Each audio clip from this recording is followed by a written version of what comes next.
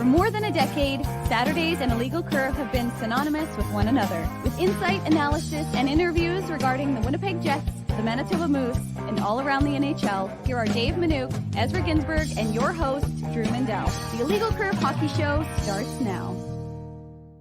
Good morning, Winnipeg. Good morning, Scottsdale.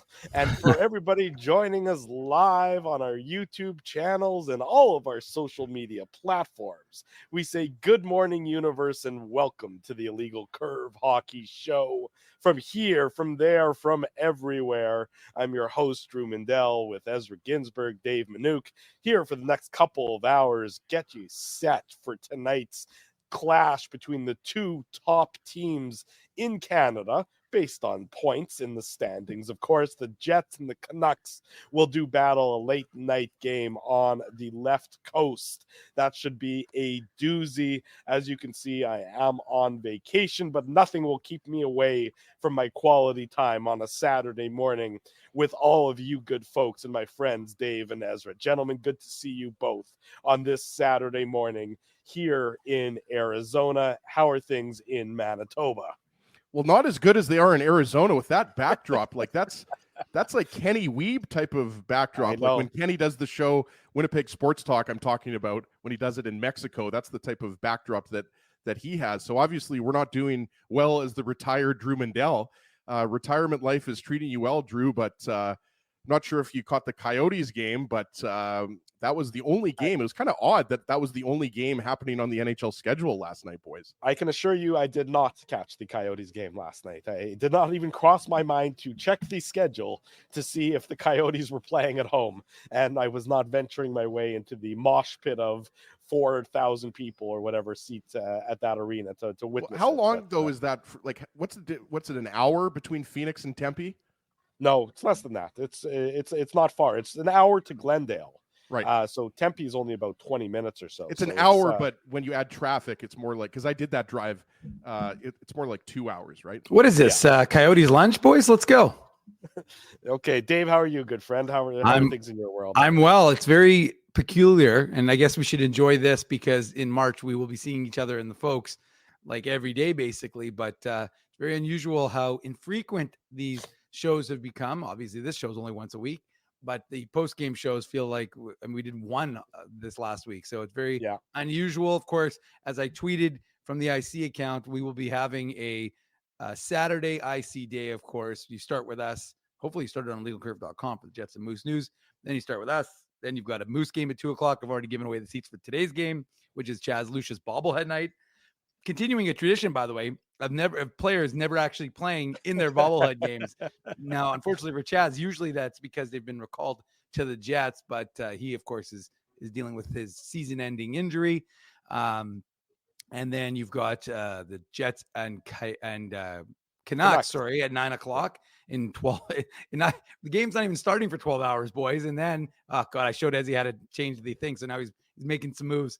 And then, of course, around 11:40. I need to be on the bottom. It just doesn't feel right when you're on the bottom, Dave. Sorry. You're right. Oh, there's Chris Thiessen is one of the people who will be sitting there in the seats for today's game.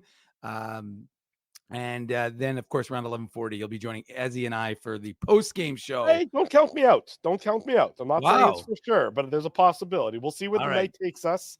Well, there's a possibility. There is no way that you're going to be awake. Drew, you're retired now. You're going to be in bed at like 6:30. Honestly, I feel like some days I should be in bed at 6:30, especially on vacation and everything. Let me tell you, sorry, as an aside, I cannot wait till I'm like 80. If I make it that far, I can't wait till I'm 80 to 85 years old and I have dinner at like 3 o'clock. By the way, sorry, happy birthday to Chris. Happy birthday to Chris's son, who's celebrating his birthday today at the Moose game. Hey, that's great. Happy birthday, Chris's son. And happy birthday to Ezzy, hopefully making it to 80 years old. Yes. But I understand where Ezzy was going there. The delights of going to bed early and waking up early and getting a good solid 14 hours of sleep per night. That's the nicest thing I think you've ever said to me. I hope you make it to 80 years old. I'm in a good mood. What can I say? Ask me tonight if I say that. It's all that sun you're getting, Drew. I don't know. You'd not be happy when you're down in Phoenix. It's beautiful. Ezzy, I don't know. Drew looks like he's like blending in with the background. He's kind of camoed. I can't really see him there so well. So we'll see. I know it's all part of the motif I'm going for. You should see what time does the pool party my start? beachwear. Oh, the party! Here comes my dad. My daughter's waving at me, and here comes my dad as well in the foreground. So bring Sheldon on. Let's hear around. what Sheldon has to say. You guys can come over and say hi. Can Sheldon break down that 5-1 Hurricanes win over the Coyotes? Yeah, nobody here can break down anything. Here's Aaron. Hi, Aaron. And there's my dad. Sheldon/dad. Yes, go. There you go. Okay, so Sheldon, who's retired, you or Drew? Or both? Who's retired, me or you? Thank you, Aaron. We're both working in our own right. That's right. We're working in special ways. Okay, goodbye. Go get your lemonade or whatever you're getting. Dave, I think we should bring Aaron back. Aaron's much more interesting than Drew. Go. Later. You'll have lemonade later, sweetie. Goodbye. Whoa, She's upset that she can't stealer of lemonade. she's upset she can't have her morning lemonade just yet. But really, morning lemonade. It's 8 a.m. Usually my kids wait till the afternoon to have their lemonade. The problem here is that there's a like a clubhouse sort of facility. Clubhouse, fancy. It's very fancy. It's got lemonade and iced tea, basically 24/7. So you try keeping kids away from the idea of sugar that often. Dylan Young says he went to school with Sheldon. Okay, I'll have to ask my dad about that. Spency says Sheldon is his golfing buddy. It's true. It's a true story all around. Okay, let's get into some hockey talk. There we go. The goals are not coming for the Winnipeg Jets still, but the wins are, at least this week. Going back to last Saturday, the victory over the Pittsburgh Penguins, and then Wednesday's thrilling 1-0 victory over the San Jose Sharks. I guess it could be worse. You could be the Flames, who then lose to the Sharks 6-3 on the second half of a back-to-back. Exactly right. So in that sense, it's better than the alternative. But how concerned are you guys that the goals are still not coming for this Jets team, because it's not realistic to be able to win games 2-1 and 1-0 consistently? Yeah, I mean, I guess I'll go first here. I mean, I'm concerned because this is something that's been going on for over a month now, right? Like, what is it, 15 goals in the last 11 games, going back to that 2-1 win. If you remember, weren't the Jets down 1-0 in that game, if I remember correctly? It wasn't a very convincing win over the Blackhawks. I remember that. But yeah, like this isn't something that has just been going on for 3 games post All-Star break or something like that, even though they were shut out by the Pittsburgh Penguins coming out of the break, right? So I think you have to be concerned mainly because it's not just 1 or 2 players that are struggling to score goals, right? Like, it's up and down the lineup. Like we've talked about it. Since Kyle Connor has returned to the lineup, I think it's been 8 games now, Dave, 9 games, and he's only got 2 goals. And one of those is into an empty net, right? So, I mean, you're talking about the big guns, Cole Perfetti. I mean, it's been a while since he scored a goal, right? Like, Alex Iafallo has been a really long time. Gabe Vilardi's not putting the puck in the net right now, right? Like, obviously, Nino Niederreiter recently scored, and he broke his 15-game goalless drought, but it's up and down the lineup, and it's the big guns, right? Like, Nikolai Ehlers has scored recently, but, he's not exactly, scoring 2 goals every game, right? So that's what I think I'm the most concerned about. And, I think when you see the line rushes from Vancouver, Dave, you're thinking to yourself, like, what is it going to take for Rick Bowness to put Nick Ehlers, Mark Scheifele, and Gabe Vilardi on the top line together? Because when that line was together, they were dominant. They were scoring like a couple goals every game, it seemed like, or more than, right? So I think what it is you're not just concerned about 1 player, 2 players, 3 players, or 1 line. You're concerned about every line right now. And that's not something that the Jets have experienced, through the first 30 games of the season. It's been the last, 20 or so games that the offense has really dried up. So I'm not saying that I think, that the Jets are going to average 1 goal a game for the rest of the season. I think that would be ridiculous, guys.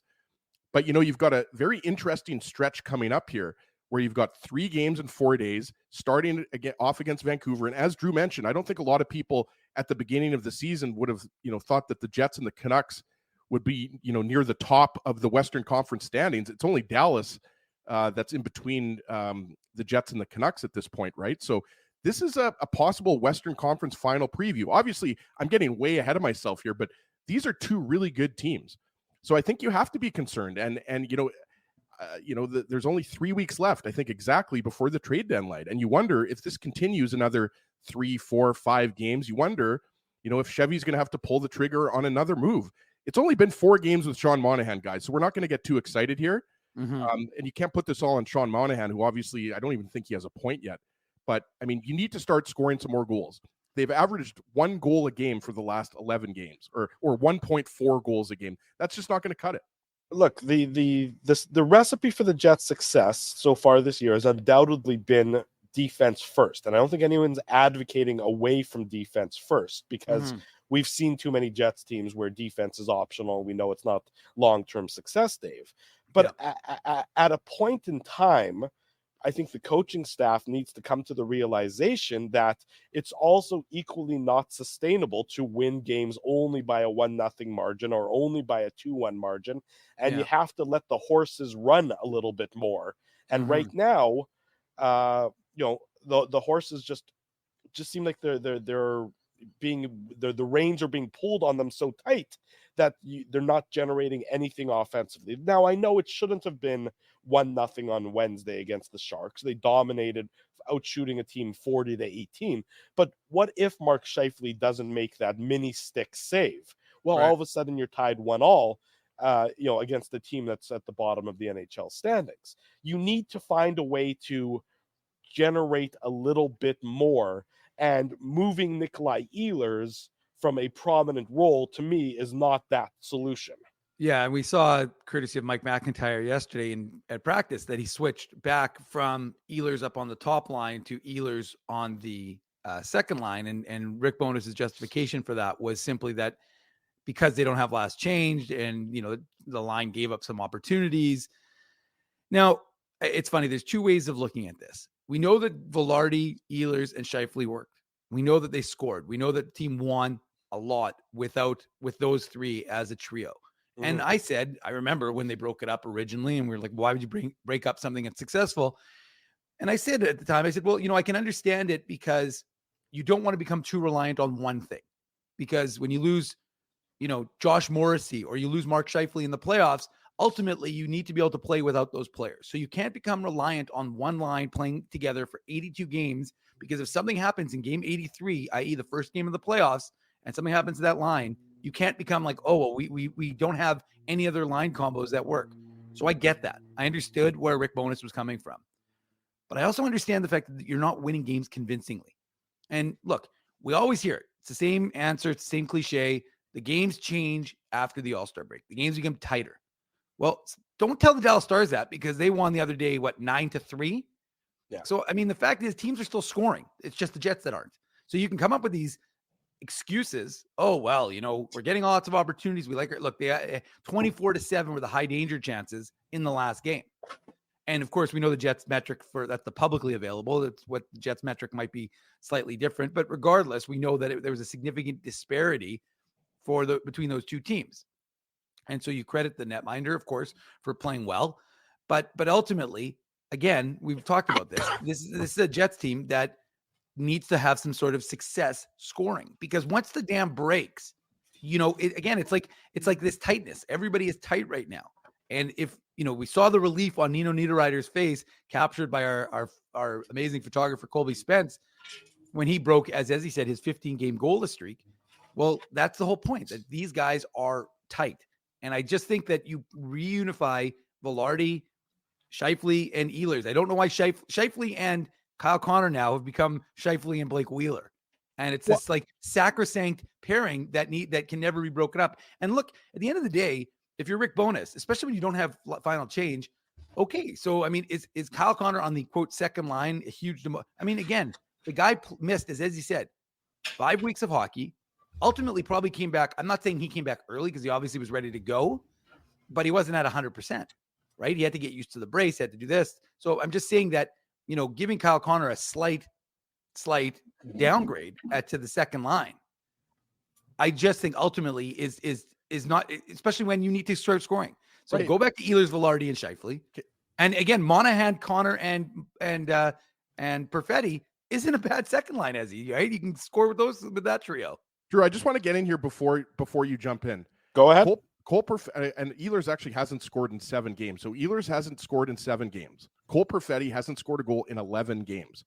Mark Scheifele has 1 goal in 6 games. Kyle Connor has, I mentioned previously, 2 goals in 9 games since returning. 1 is an empty netter. Right. So essentially he has 1 goal that really matters here, even though the empty, you guys know what I mean. Gabe Yes. Vilardi has gone 6 games without a goal. So again, this is your top 6. Like, we're not talking about Alex Iafallo right now. We're talking about Gabe Vilardi is struggling offensively. Nick Ehlers hasn't scored in 7 games. Cole Perfetti hasn't scored in 11 games. And again, I'm not saying that these are bad players by any stretch of the imagination. These are all actually excellent players. Cole Perfetti is having a great second full season in the NHL. And obviously, you know, the wrist injury might be factoring in, Dave, right? It was Rick Bowness that told us about a month ago, maybe not exactly a month ago, but something like that, 6 weeks ago, whatever, that Perfetti was dealing with a wrist injury when he was providing his injury updates for all of his players. So again, the top 6 as a whole is struggling to score goals.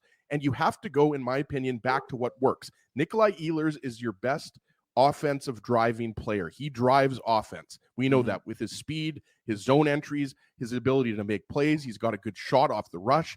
I think you have to go back to Ehlers, Scheifele, Vilardi, and Rick Bowness, for whatever reason, doesn't want to go back to that. And it's really mind-boggling at this point, Drew. Well, you hear that, you know, Mark Scheifele, you know, doesn't want to play with Nikolai Ehlers because he's not a predictable player to play with, and that's been the knock on Ehlers, you know, a lot, is that he's not the easiest guy to play with because there's so much freestyle. But he's the Jets' most talented player. Like, I know the numbers back that up. He's the Jets' best offensive player. Right. So my comment in return to that would be, yes, he might not be, you know, simple to play with, but at the same time, maybe everybody needs to adapt a little bit more and be a little bit more flexible with it, because Drew, think about it from just quickly add in, think about the flip side. That means that the defenses are also a little bit confused by him, and it's a little bit more confusing for the defenses, which makes your job potentially easier because they're trying to figure out how to defend against the guy who's unpredictable, and that gives you some openings. Right.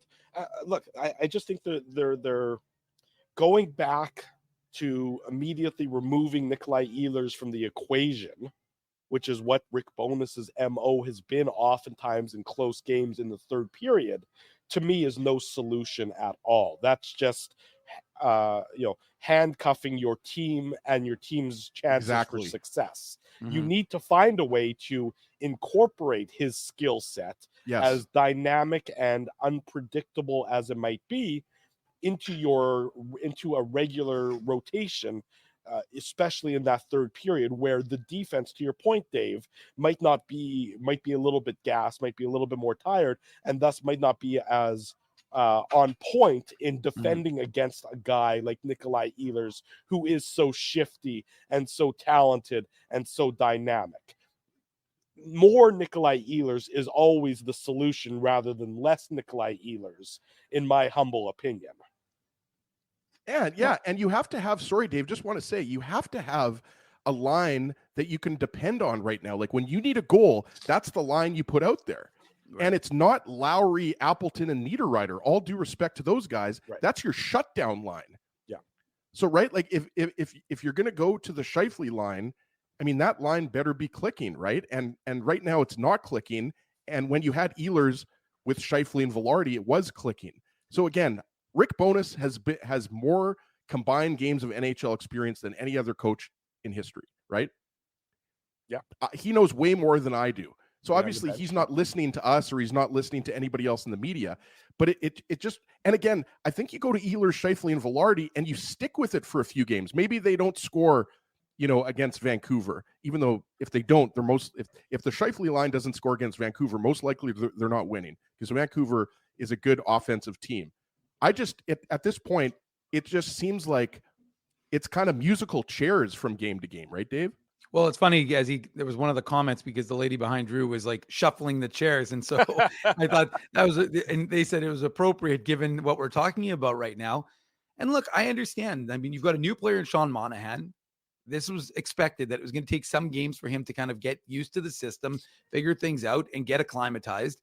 And, you know, we talked with Cole Perfetti about that a couple of days ago, and we knew that this is going to be a process. But I mean, again, and you've got a lot of points in the standings bank, so you're okay in that regard.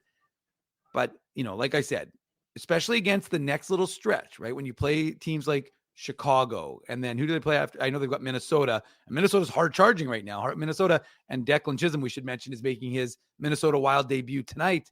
Thought actually maybe he'd be making it against the Jets on Tuesday, but he's making his debut. The 2018 fifth rounder of Winnipeg will be making his Minnesota Wild debut this evening. So that's about time, because it was interesting. He's been claimed it's already been 2 weeks since he was claimed by the Wild, but he'll be getting some NHL action for the first time since, I think, December 5th. But look, I mean, there's teams that are the Canucks. Look at the Canucks. The Canucks have played 4 more games than Winnipeg. I think they played 55. Winnipeg's played 51. The Canucks have scored 51 more goals than the Jets. Now, they've also given up about 20 more than Winnipeg has.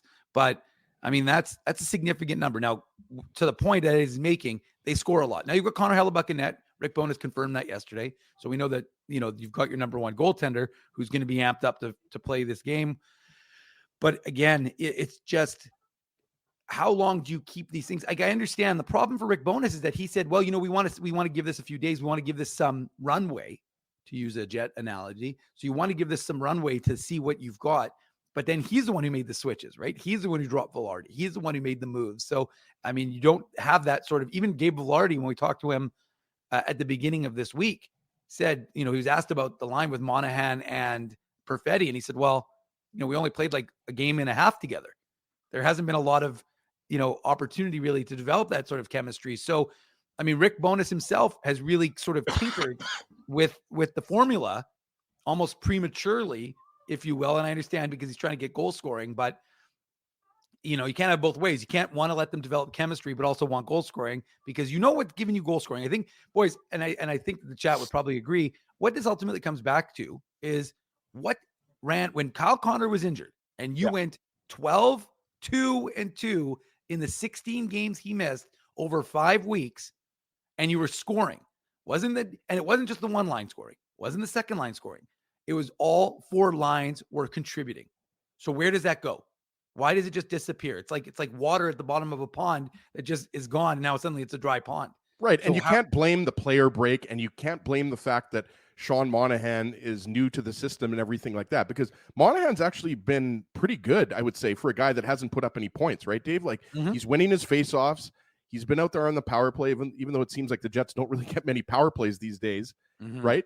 But like, it's not a chemistry thing. It's a finishing thing, because we talked about it. I mean, the shot attempts, what were they, 85 or something like that against the Sharks? Something like that. So, I mean, you could say that, the Jets have to simplify their game a little bit, but it just doesn't seem like there's chemistry on any of the lines right now. And it goes back to, right, when the fourth line had Dominic Toninato, Axel Jonsson-Fjällby, and Morgan Barron, where we were calling it the mad line or the damn line. I mean, that line was chipping in offensively, right? Like, and obviously Barron just scored his 9th goal of the season, career high. Dave M pointed that out on Twitter. But right now it's a problem. And again, I don't think it's as big of a problem for me now as if we're talking about this in another week after they play the Canucks and they play the Flames and they play the Wild. And then don't they have Arizona a week from now at home? But the thing is, like, that Coyotes team just got spanked 5-1 at home in Drew's home state of Arizona there. But I mean, Carolina is a great team, and Arizona is not an easy out. Arizona, we know they have good goaltending, but the Jets you should beat them. But I'm just saying, like, I will be more, if we're talking about this a week from now and the Jets are still struggling to score goals against teams like the Flames and the Wild, then I'm going to be even more concerned. But this is a very important stretch for the Jets here, these next 3 games. They need to find a way, and maybe it's a function of the long layoffs between games, because that's it is an unusual part of the schedule where you can't find any of the chemistry, or you maybe find chemistry for a period or 2, and then you have 3 days off before playing another game. Just quickly, sorry to interject, but Velarde did say, when he was asked about the benefit, because I think Kelly Moore had asked him, is there a benefit to having this kind of time off of games so you guys can develop the chemistry in practice? And Velarde kind of looked at him and said, well, you can look at it that way, but I don't. And he wasn't being like confrontational. He was being matter of fact. But he basically said, I would rather be playing games and getting that in-game experience with these guys than practice. So to the point you're making, right? I think he would expect that game let's put it this way. He wants the March schedule in February. Well, so maybe now that you have 3 and 4 nights starting tonight in Vancouver against, the big test against Vancouver, because, whatever people think about the Canucks, whether they're going to regress to the mean because their PDO is too high. I mean, regardless, Vancouver is clearly a very good hockey team. Even if that PDO comes down, when it comes down and they begin to, not be at this level of success, there's no denying that the Canucks are a damn good hockey team. But you got 3 and 4 nights, so maybe that is what allows you to sort of generate that more consistency and generate that more connectivity that has been missing from this team for so long. So it's always the rest versus rust debate that we hear so often. Remember, when the Jets swept the Oilers in the COVID playoffs that one year, and everyone was flying high, and then they came back and they just looked like a different team against the Canadians, and then they got swept by the Canadians in the second round. Rest versus rust. Well, the rest period is really sort of coming to an end, and maybe that's good for the Jets because that'll get rid of some of the rust that they're experiencing, and maybe the offense will begin to generate as a result. Regardless of if it does or doesn't, later tonight, the Illegal Curve post-game show will cover it all. That's going to be, hang on, let me do some math. So that'll be about 11:30, 11:45 Central Time, an hour earlier here in Arizona, where I am residing for this week's edition of the Illegal Curve Hockey Show. Living that retirement life with Sheldon. I love it. I am living living that retirement life. I'll be back on Tuesday. Don't worry, I'll be back for that. When we come back, our good friend from Post Media and the Winnipeg Sun, Ted Wyman, joins us on the show. Drew Mindell, Dave Minuk, Ezra Ginsburg with you. It's the Illegal Curve Hockey Show. Saturday morning, we're live on all of our social media platforms. Bottom of hour number 1, the Illegal Curve Hockey Show rolls on this Saturday morning. Drew Mindell, Dave Minuk, Ezra Ginsburg, and we're thrilled to welcome back to the program our good friend, the sports editor of the Winnipeg Sun, Ted Wyman, joins us on the phone. Not the phone, you know what I meant, the computer, as we are live here on our YouTube channel. Teddy, good morning. Nice to see you. How are things? Good morning, fellas. Things are pretty good. 3 weeks in Mexico does wonders for the mind and body. And I'm just back in Winnipeg for a few days now, getting caught up. Obviously, lots and lots of sports news to talk about. Not just hockey, I'll tell you, man. Curling's pretty interesting right Scotties. now. We'll get into it. Drama at the Scotties, Ted. Yeah, what's going on with Carrie Einerson and her lead on the team? I mean, that is a stunner to come out right, hours before the opening draw yesterday. Yeah, I can't give you the scoop. I don't know if anybody can. I mean, I have talked to everyone up and down, like all the contacts I have in the sport, which is quite a lot, and everybody's just perplexed by it. So can't tell you for sure what's going on there, but it sure was a bombshell, and it's kind of news that's hanging over the whole event right now. It'll be interesting to see if anybody decides to get out in front of it instead of having this big ambiguous situation. Because and not to get not to become the hog line violation curling show, but like if it was a residency issue, this would have been resolved a long time ago, right? Yeah, I don't think it's that. Okay, there you go. Anyways, Ted will keep you covered on everything going on at the Scotties, which got underway yesterday. And of course, Jen Jones announcing her retirement after just the most epic career imaginable for any athlete in any sport. And wouldn't it be great if she could somehow wrap it up getting her 7th Scotties title this week. Anyways, that's a separate issue altogether. We brought you on, Teddy, to talk about the Winnipeg Jets. We spent the first 30 minutes of the show sort of talking about the offense and the lack thereof. It's been a continuing concern from your perspective. I'm sure you kept track of things still in sunny Mexico. Why all of a sudden a team that was pretty adept at scoring can no longer do so from your mindset?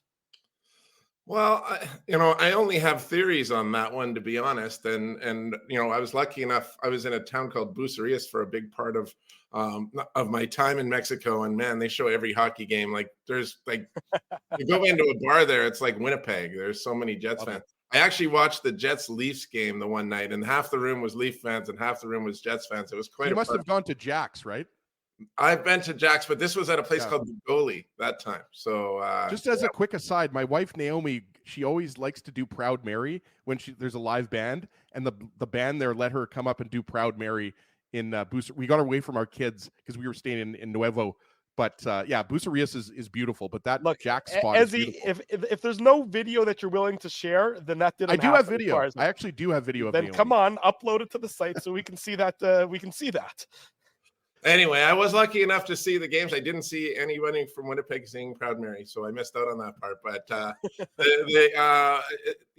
the takeaway is that it felt to me a little bit like last season, and I couldn't help but wonder if when this team plays the defensive style that it does, it's just so locked in on it, and Rick Bowness got them to play that style right from the start of the season, and it creates this fantastic early season success, right? Because they're just clamping down, they're playing great, they're generating offense from defense, all those kinds of things. But then around the midway part of the season, it starts to change, and you wonder if it's other teams making adjustments, figuring out what this team's game plan is overall, and a team that has become so defense first maybe now finds a little bit of trouble generating the offense that it did. And, it doesn't take a genius to see it. They're just not scoring very many goals. It's kind of amazing, really. Just since I've been back, they've actually not even, I was still in Mexico when they played Pittsburgh. They don't play that many games these days right now. And just 3 goals in the last 2 games, and they still win both games.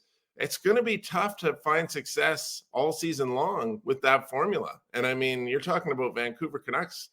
That's not a team that's going to, be easy to beat if you can only score 1 or 2 goals. So it has to change. You need a little bit more offense from Sean Monahan. You need more offense from the defense, which is something that was such a big part of why this team was successful early on this season and early on last season. Obviously, the top line guys have to get going. I mean, I will say this. I agree with my colleague Scott Billick on the column that he wrote after the last game, and that was that at least, even though they were playing one of the worst teams in the league, at least they did generate a ton of shot attempts. They did create the kind of possession that you would expect to be able to score goals. And it was a sign that things are starting to break out. They only scored once, though.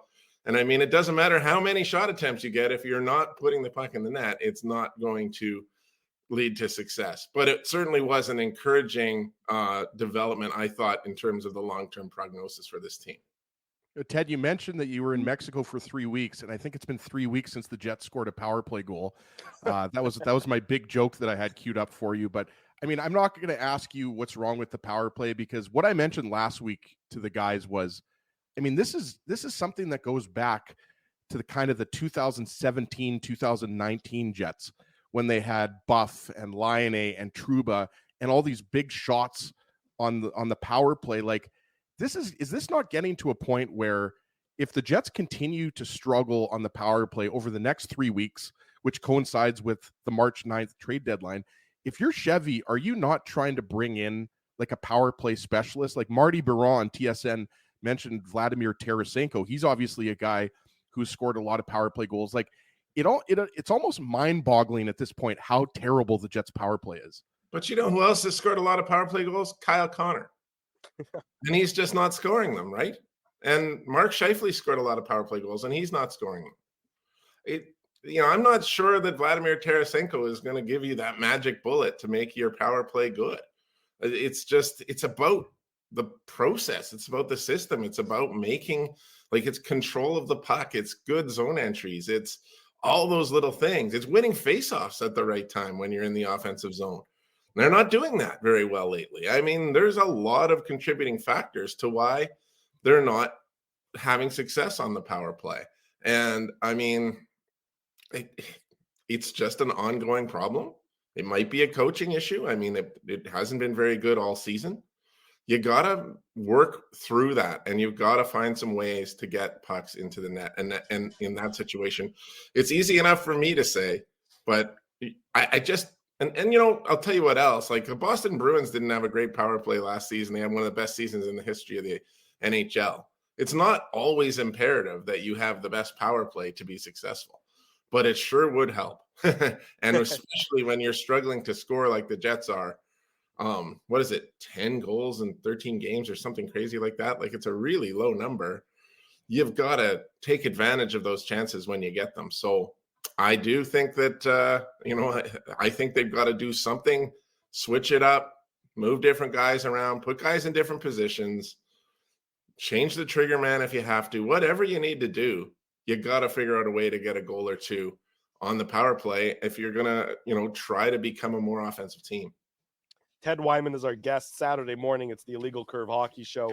Drew Mandel, Dave Minuk, Ezra Ginsburg later tonight after the Jets and the Canucks, the Illegal Curve post-game show right around 11:45 p.m. Central Time back here on our YouTube channel. Long day for you guys. Long day. And a Moose game in between, Teddy. So it'll be a real long one. But you know what? I just have to swim all day and then go into the hot tub and back and forth and back and forth. It's very difficult. Tough life for Drew. I'm in Scottsdale, the city that Ken Weeb built. It's freedom, Ted. It's freedom 42 for Drew. Nice. Ted, the big question. Really having success. I'm happy to hear that. Drew got all the money. It's like he's like the of the group. Yeah, he absconded with everything. We're stuck in River Heights and Drew's in Scottsdale. Yeah. Ted, the big question mark right now with, we talk about 3 weeks to the trade deadline is what do the Jets need to acquire? Do they need, the focus obviously was a right shot defenseman, someone big, strong, let's call him a Tanev type, a Chris Tanev type. That was kind of the model that most folks were cued in on. My question to you is kind of a two-parter, but number one, do you still feel like that's the need for this Jets club, or do you think they need a winger to kind of augment some of the scoring woes that they're in right now? And what do you take from this Ville Heinola talk that we've been hearing lately? Yesterday, Friedman on the 32 Thoughts podcast was discussing the Western Conference arms race, and he said, well, the Jets really want to get Heinola in there. They're considering him an internal ad. 3 days ago, Kevin Shovel. Thanks for that breaking news from Elliot, by the way. Yeah, exactly. But and I was going to say, really, all it did was reiterate the point Kevin Shovel made when he was on the NHL wraparound podcast with former Rangers GM Neil Smith, and he essentially was asked about it. He said, "Well, he gave a very Chevy answer. He said, well, we could nibble, we could do big, we could do nothing, we could do in the middle." And he goes, and then he talked about Heinola, and he essentially said, "Well, we view him as an internal ad." So, do you think? And now the question becomes, do you think that's the Jets trying to get out and say, well, listen, we don't really need to make a trade for a defenseman, so he's trying to lower the cost? Or do you think that's actually their way of thinking that, hey, Heinola is someone they're planning, once the roster size limits are eliminated, someone they're planning on bringing in? To your original question, it's a little from column A and column B, because you could use an ad either spot, really. I mean, you could, if you really believe you have to have a right shot defenseman there. I mean, that's obviously Nate Schmidt's been on that third pairing on the right side. I thought Logan Stanley played pretty well in the absence of Brendan Dillon. At least the last game he sure did. And they're getting Dillon back now. I've never had a huge issue with this defense. I mean, they're a very good defensive hockey team. They're playing well. The third pairing has been successful with, and Dylan Sandberg's really developed into a very good player. I mean, I don't see a huge issue there, and I don't know what your ad's going to be that's going to make you that much better on the defensive side. I mean, you could probably upgrade on Nate Schmidt a bit, and then you've got a, $5 million guy sitting on your bench, but I guess you do what you got to do, right, to try to win. And then as it looks up front, this is a top six that should be able to score.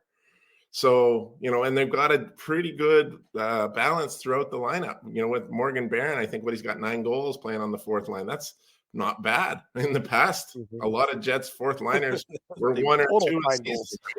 So that's a big difference. I just, they're in a slump when it comes to scoring goals. They've got to find a way to break out of that. And that's really the thing that's going to make the difference. I don't know how much the ad is going to help in this situation. And then the Ville Heinola situation, I mean, I wouldn't rule out even trading him if it were me, just because they haven't been able to bring him along and get him into the lineup here. And if he was really worth something that got you something really good that could make you, kind of an over-the-top kind of playoff team, it would be worth considering. I personally think, but it doesn't really sound like that. I read that story on your site, Dave, about what he said. And, I was interested in it because the fact that he started talking about own internal ad made you think, well, maybe they do want to make that happen. But I don't even really know in my mind where he fits in that situation either, when you've already got this group of 6 defensemen that you've got. So, and Stanley sort of hanging around on the edge. So it's just a matter of identifying what really is going to make a difference for this team. I don't think it needs to be better defensively. It's been a very good defensive hockey team, and it's got a great goaltender, and they've got, a chance to be successful based on those properties. Certainly you get into the playoffs, you want to be a great defensive team, and you want to have a great goaltender. And maybe you're going to win every game 2-1, and it's going to be fine. And I just want to say one thing too. Some goals somehow in down the stretch run here, to make sure that you hold on to a decent playoff spot. They've got a great grip on it right now. When you look at the standings, it would be a heck of a drop to fall out or even close to the playoff line. But you got to make sure you stay where you are. And I agree with you, Ted. Like, it's really hard to predict what Chevy's going to do because he already made a big move, right? And I know there's a certain subsection of Jets fans that think, this team is good enough if you bring in, let's say, a Pavel Buchnevich or a Chris Tanev. But, I'm kind of leaning more towards maybe picking up a guy like a Sean Walker, right? Like a guy who, won't, like, I don't know what Sean Walker would cost, a 2nd-round pick, and maybe Logan Stanley in a 2nd-round. Like, I have no idea, but I know a lot of Jets fans want Chris Tanev. The only thing is, we hear the Canucks want Tanev because obviously Tanev used to play for the Canucks, and the Leafs. Like, Tanev, just to me, is there. It's not a very good crop of trade deadline targets, by the way. Like, it's not like we're talking about like you said, Vladimir Tarasenko. You weren't as high on as other people. Like, I agree. Like, if your big guns like Kyle Connor, Cole Perfetti, and Nick Ehlers aren't scoring, that's a bigger problem. You got to figure that out first and get the offense back to where it was, back in November and December. Well, I honestly think, Ezzy, if you can get Chris Tanev, absolutely you want to get Chris Tanev. I mean, who wouldn't want that guy? He's a shot blocker extraordinaire. He can score, he can contribute offensively. He's a warrior. You would love to have a guy like that for the playoffs. So if you can do it, then yeah, I think you want to be in the mix on something like that. And it does sort of upset the apple cart a little bit on defense. They'd have to, move some players around and figure out how that's going to work. But like, if you're all in and you've already made your trade for Monahan, which seems like you kind of are, then you're going to be more all in. And I think they made their ad up front. So, I talked about not going either way earlier. I think if you are going to make an ad, it probably should be on defense. And if you're going to get a player that's going to make you that much better, a guy like Tanev, I'm not sure they're going to get a guy like that. That's the problem. You said the crop. Yeah, exactly. I just wanted to clarify. I would love for the Jets to get Tanev. I just think there might be 6 teams that are after him right now. It might be 8 teams. I have no idea. I don't want to get people's hopes up too high, Ted.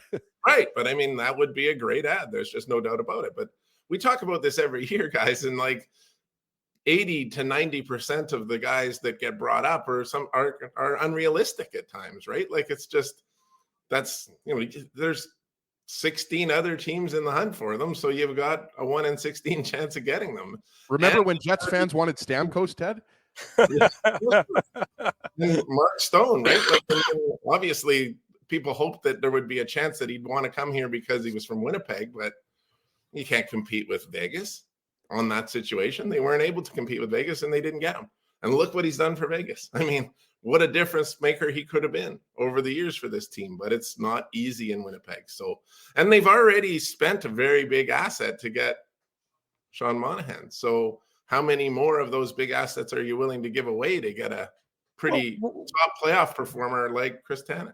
Well, we're talking about the offensive doldrums, Ted, and there's no question that they're prevalent for the Winnipeg Jets. Yet one of the biggest offensive drivers on this team, Nikolai Ehlers, is always the guy who seems to be getting his minutes reduced rather than expanded upon. Is that just because of his creativity? Coaches can't handle that because it's not just been Rick Bowness, it's been over Paul Maurice before him. It's just because he doesn't fit squarely in a box of predictability. It seems like he's the one who's always getting his reins pulled hardest rather than some of the other play, and as a result the team might be losing out on some of that offensive creativity that he brings to a table, that he brings to the table for a team that's so desperate for some of that offensive creativity.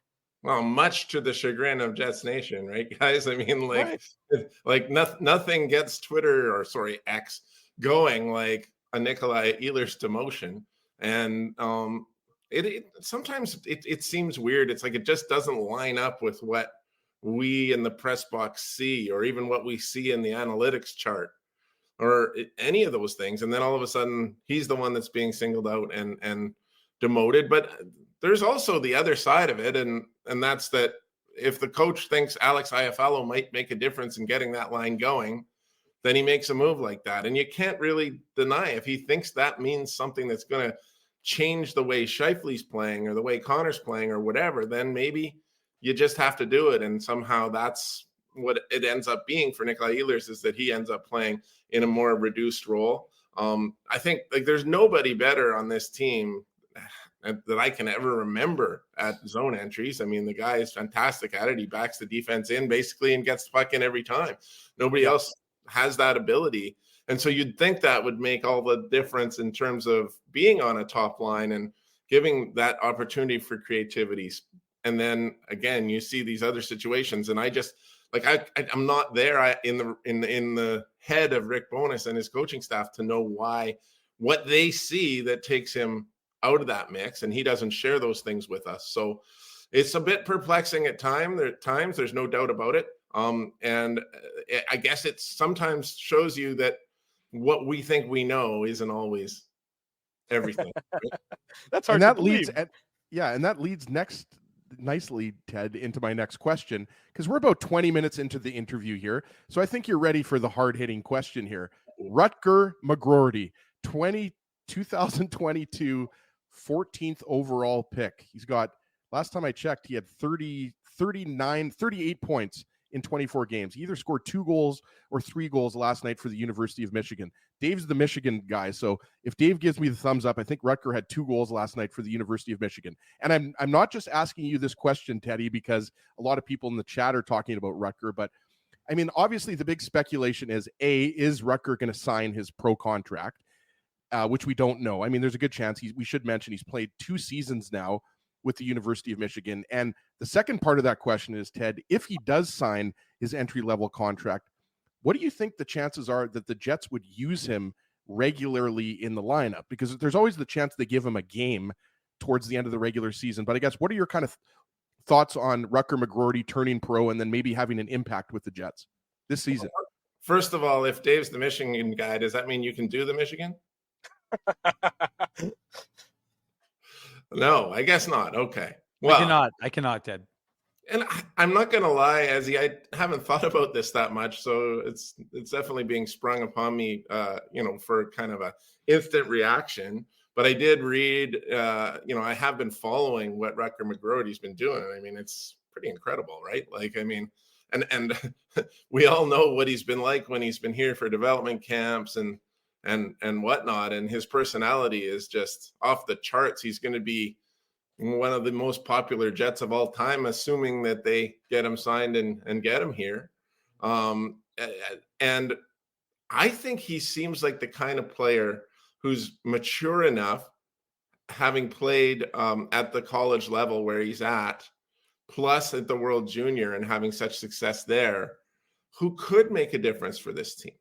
I mean, and I'm just talking about on paper. I don't know the backroom kind of situation of when you want to sign a guy to a contract, when it's going to burn any of his time. I think if they brought him in late in the season, it wouldn't burn time, right? Like if you get him into a game or whatever. But it seems like the kind of situation where you could do that.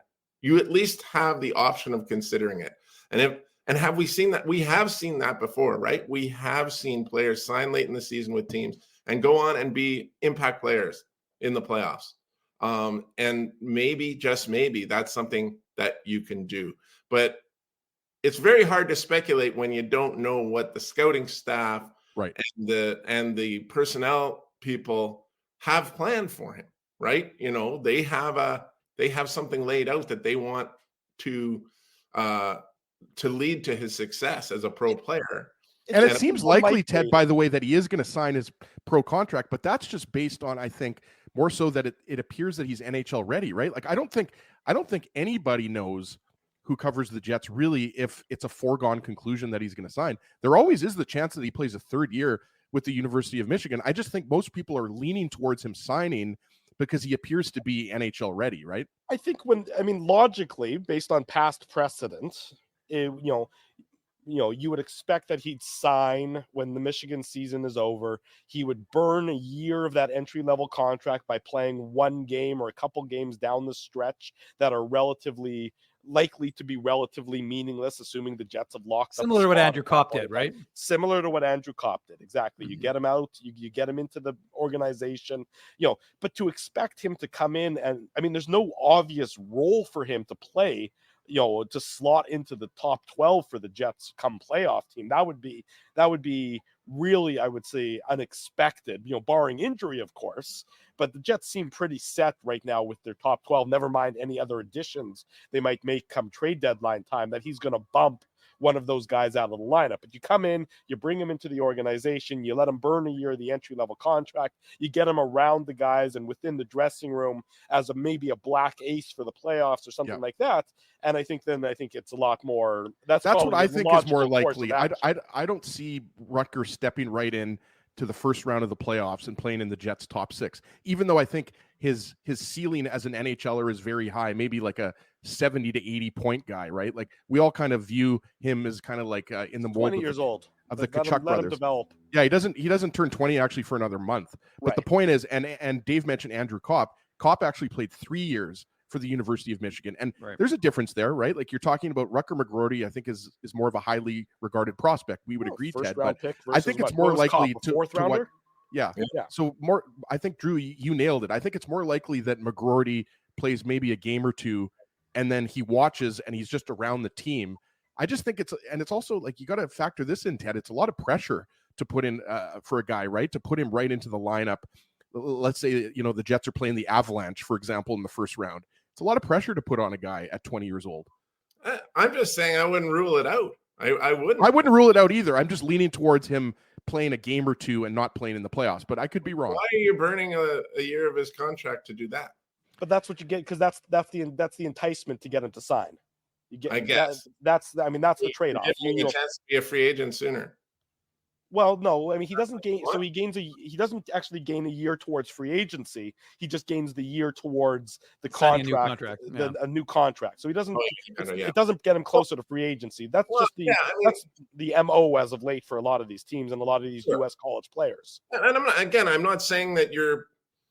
I'm not saying that you're like planning on having him around for the playoffs in that situation. But I mean, if the guy is a good player, and he's played all season long at a very high level, and you think he's NHL ready, if there's any chance that he can make an impact and you've got a spot, maybe there's an injury, maybe there's something that works out, it's got to be worth considering. That's all I'm saying. And I mean, I'm not.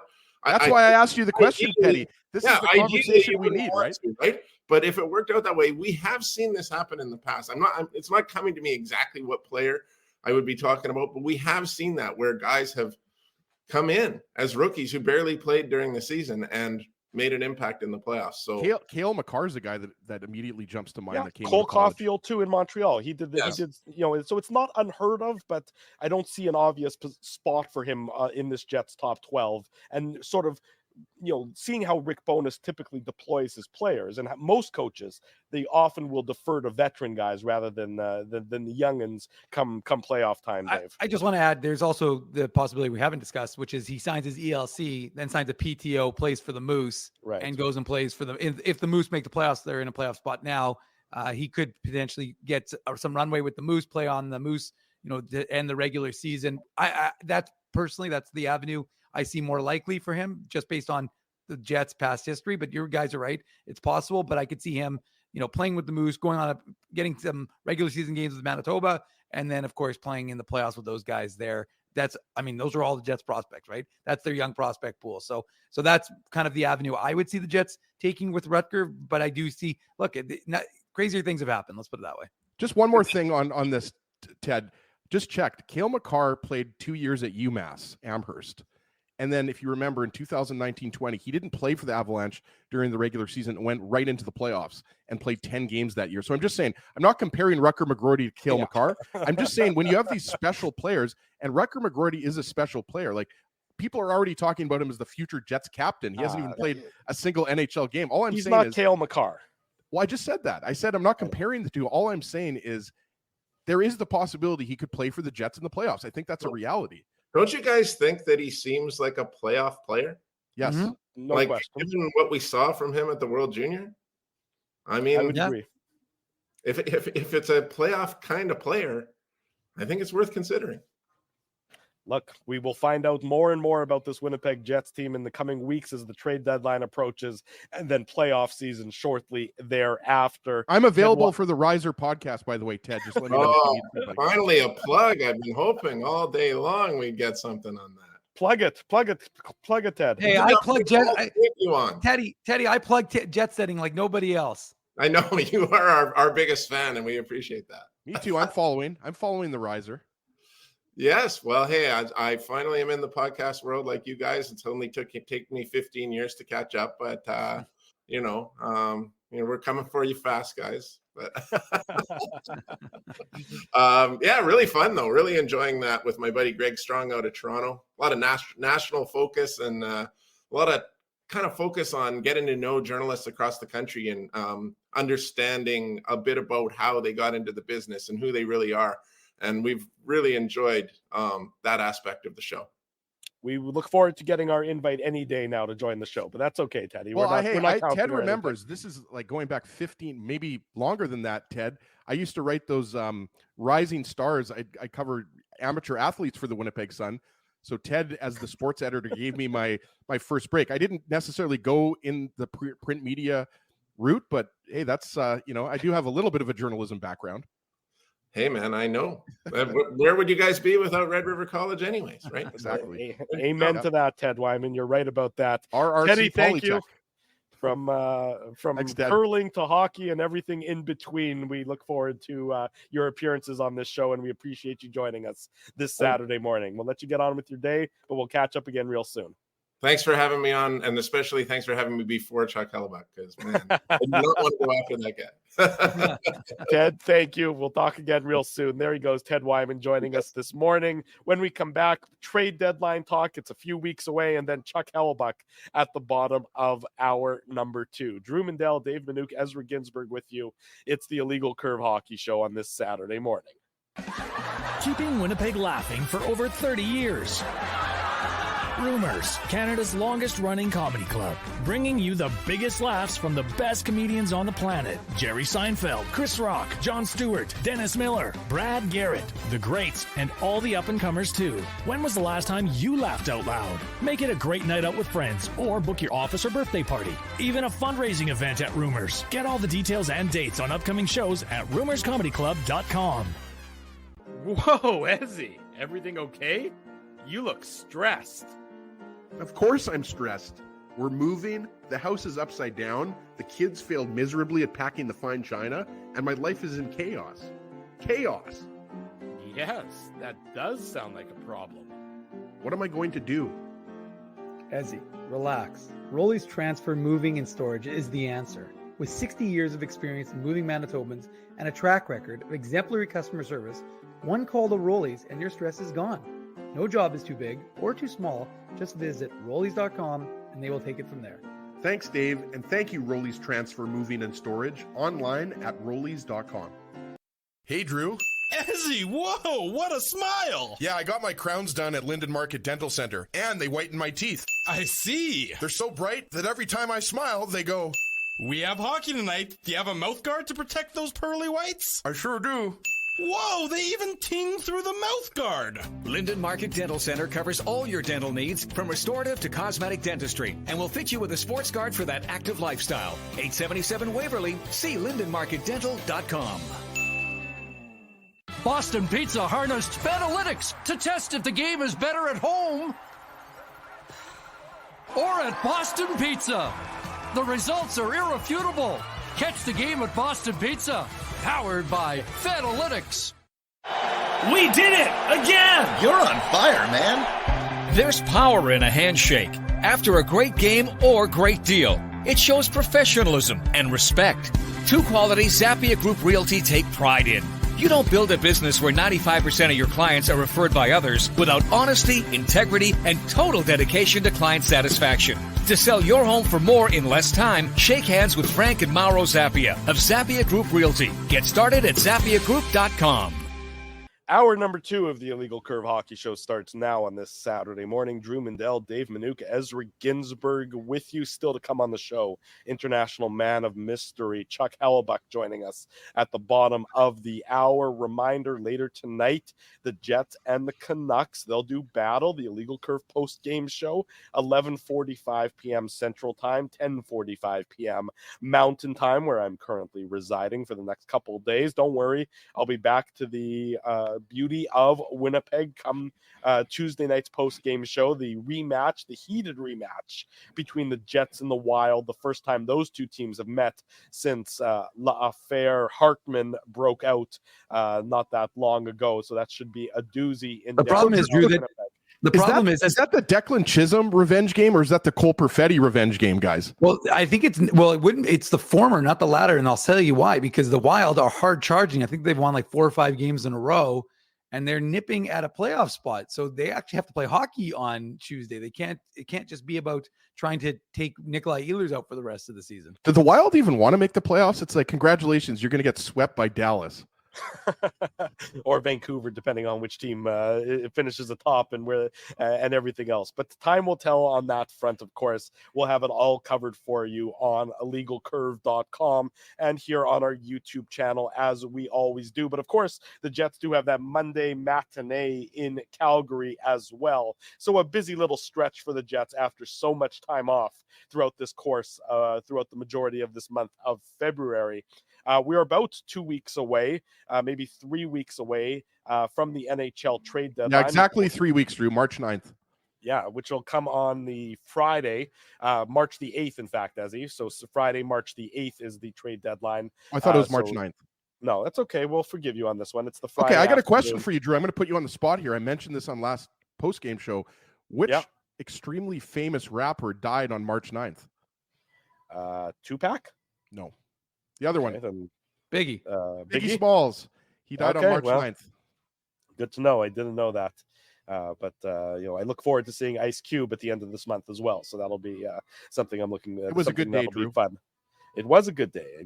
Indeed, it was. A lot of good things happened for me on that day, much like they did for Ice Cube in that legendary song. Drew be clubbing. Don't get me started. I don't want to start freestyling or anything here on the show. Get people a little bit. Don't worry, I won't. I know my role, and that's not anything to do with it. MWA, Mindell with attitude.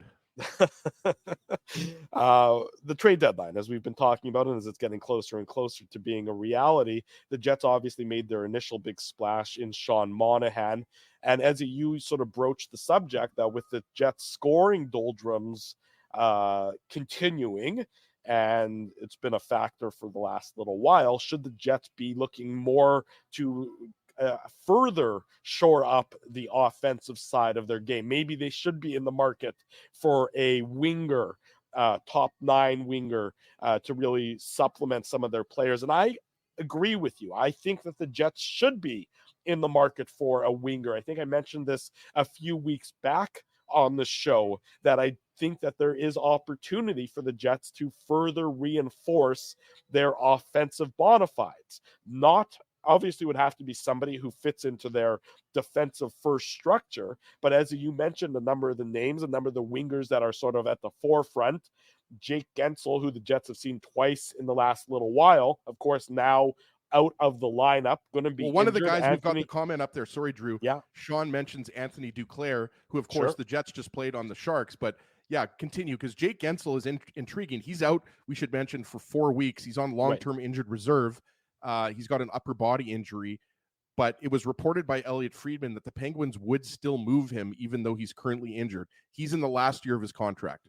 He's a pending UFA. Anthony Duclair, who's on a go-nowhere San Jose Sharks team, but had some great success, or a pretty decent success last year with the Florida Panthers and their playoff run where they made it all the way to the Stanley Cup final. So there's some intriguing names out there who are, and I do think the Jets are probably, kicking that around a little bit, as I agree 100%. And I think Duclair was one guy. Like, there's other guys, right? Like Tarasenko, we talked about. Did you mention Frank Vetrano, Drew? I haven't, but Frank Vetrano is another guy out of Vetrano was Anaheim. one guy. Yeah, and obviously, guys, like, this is based on the Athletic trade bait board. This is based on the Daily Faceoff trade bait board, TSN's trade bait board. Like, these names are not, I'm not just, pulling them out of thin air, even though I would love to. I mean, these are guys in the last year of their contracts, that I think are intriguing, right? Like, Vetrano's 29 years old, and his cap hit is lower than both Tarasenko and Jake Gensel. Tarasenko's at $5 million, and then Gensel's at $6 million, right? So I think the cost to acquire a guy like Frank Vetrano or Anthony Duclair would be much less than a Jake Gensel. Like, let's be honest here, guys. Crosby, Gensel, Malkin, like Letang, these guys are all close. Like, Gensel's won the Stanley Cups with Pittsburgh. We have no idea where the contract is at with Gensel, right? And the injury, I think, throws in a wrinkle there. So when you're looking at these guys, like Tarasenko, to me, I don't know what you would have to give up to acquire him from Ottawa. But when you look at Ottawa's core, right, with Brady Tkachuk and Josh Norris and Jake Sanderson, Thomas Chabot, like, I don't know. Tim Stützle. Yeah, Tim Stützle, sorry for forgetting him. I don't think that, a guy like Tarasenko really factors in. So that would be a pure rental, right? If you're acquiring Tarasenko, but he's a right winger, he's a goal scorer, right? Like, and I think 12 or 13 goals this year, like 14 maybe. Like, Tarasenko to me could fit into your top six. Now, who does that push out? Well, it probably pushes out a guy like Gabe Vilardi, maybe. I'm not sure if you're pushing out Connor or Ehlers out of your top four. Maybe it pushes out Cole Perfetti. All I'm saying is, like, we talked about it. The Jets have been struggling to score goals for over a month now. This is going back 11, 12, 13 games. And yes, the Jets could explode for goals, starting tonight against Vancouver, Dave. But, I think that there's an argument to be made. If the Jets are all in, which we believe they are, why else would you require Sean Monahan if you're not trying to go on a long cup run, right, Dave? So yeah, I think, whether it's Tarasenko, whether it's Gensel, whether it's a guy like Anthony Duclair, like, you could probably get Anthony Duclair for, I don't know, a third-round pick. And he's a guy that a couple years ago with Florida had 30 goals, guys. So Duclair, people say, oh, Duclair's not very good. Well, his numbers aren't very good on San Jose because San Jose is not a very good team. I think if you put Anthony Duclair on the wing with Sean Monahan, or, I mean, even if Anthony Duclair's on your fourth line, I'm just saying, like, I think that the Jets, you can make the argument they need a goal-scoring infusion. Dave? No, I mean, no. Look, what am I supposed to say? Like, there's no question about it. If you look at this Jets club, they're just not doing it. And when you look at the patterns and you say, okay, well, this has been a game or two, relax. This isn't a game or two. And again, this isn't a Jets team. Like, you can say, oh, well, they play a defensive style and it's tiring. Again, guys, when they had no Kyle Connor from December 10th till sometime in January, whenever it was, right? The fact of the matter is this team scored goals, right? They went 12-2-2. They were still scoring. Right. And we're hearing about this change in, I mean, look, like I said, I haven't looked at all the scores lately from the NHL, but the fact of the matter is that the Jets are, as we know, one of the stingiest teams in the NHL in terms of giving up goals. That comes with a cost. So we understand that. And again, like I said, I think that playoff games are more likely to be 2-1 than I think that they are to be 5-1. Yes, of course they are. So being able to play that style is important. But again, you have factors that work against you right now. Your special teams are not good, right? You're 24th and 26th in terms of penalty kill and power play. I mean, these are not good numbers. As we said, you need to get to, we didn't expect, like I said, I think on the last show, 51 games in, this team is what they are. Like they've had 51 games of this. Their special teams haven't been good. They obviously got better for a stretch, but because they had such an abysmal start to the season, we knew they weren't going to get to the top 10. But you wanted to get to some sort of measure of respectability, 18-21. something in that range. The Jets haven't been able to do that. And so, again, your special teams aren't working. PK's gotten better. Frank Vetrano has 9 power play goals. So I like, that's why I mainly included him on this list. He's got 23 goals this year. Like, and Vetrano has 1 year left on his contract, Drew. So I just wanted to throw that in there, that all the other guys like Duclair, Tarasenko, Gensel are in the last year of their contracts. Vetrano has 1 year left at $3.5 million. So, with everything that Dave just said about special teams and things of that nature, should the Jets maybe be looking for an offensive upgrade on the back end rather than a winger upgrade? I mean, the pressure. Look, the only offensively inclined, really, I mean, Neil Pionk has flashes of offensive talent, but they're so few and far between. It's really Josh Morrissey shouldering a lot of that load on the back end when it comes to offense from defense. So should the Jets, to your point when you asked Ted about it last segment, should the Jets be looking for a offensive upgrade on the back end? I don't know that they need the quote unquote shutdown defender.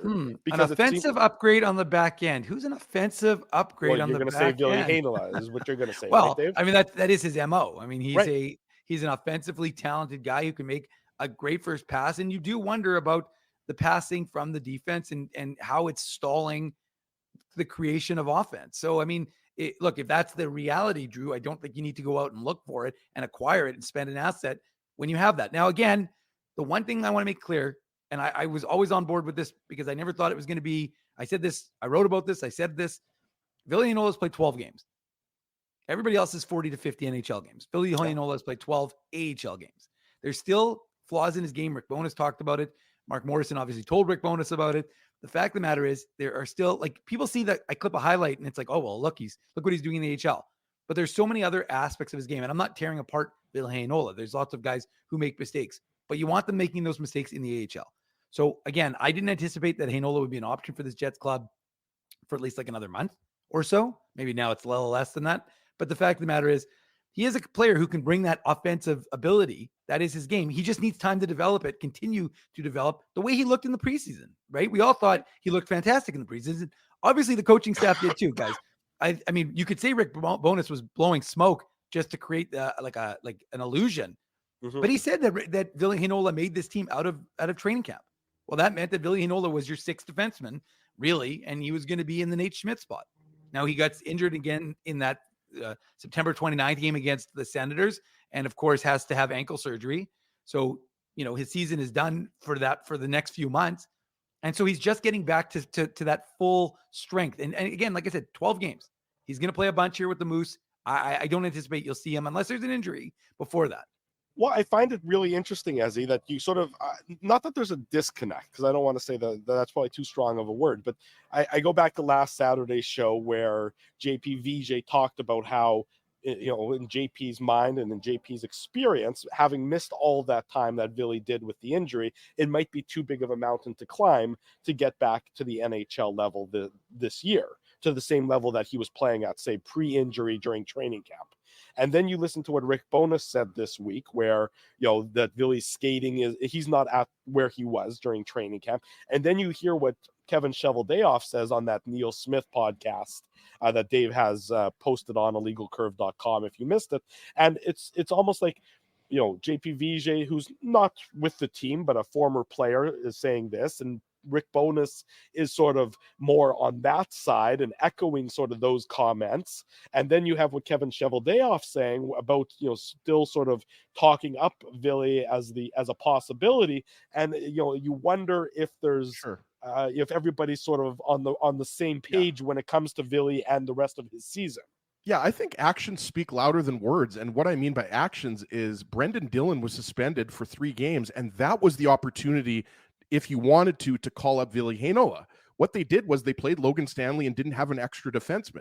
So again, I'm with Dave. I am very high, not on anything else, high on Ville Heinola here. I do think that he has a great NHL career ahead of him.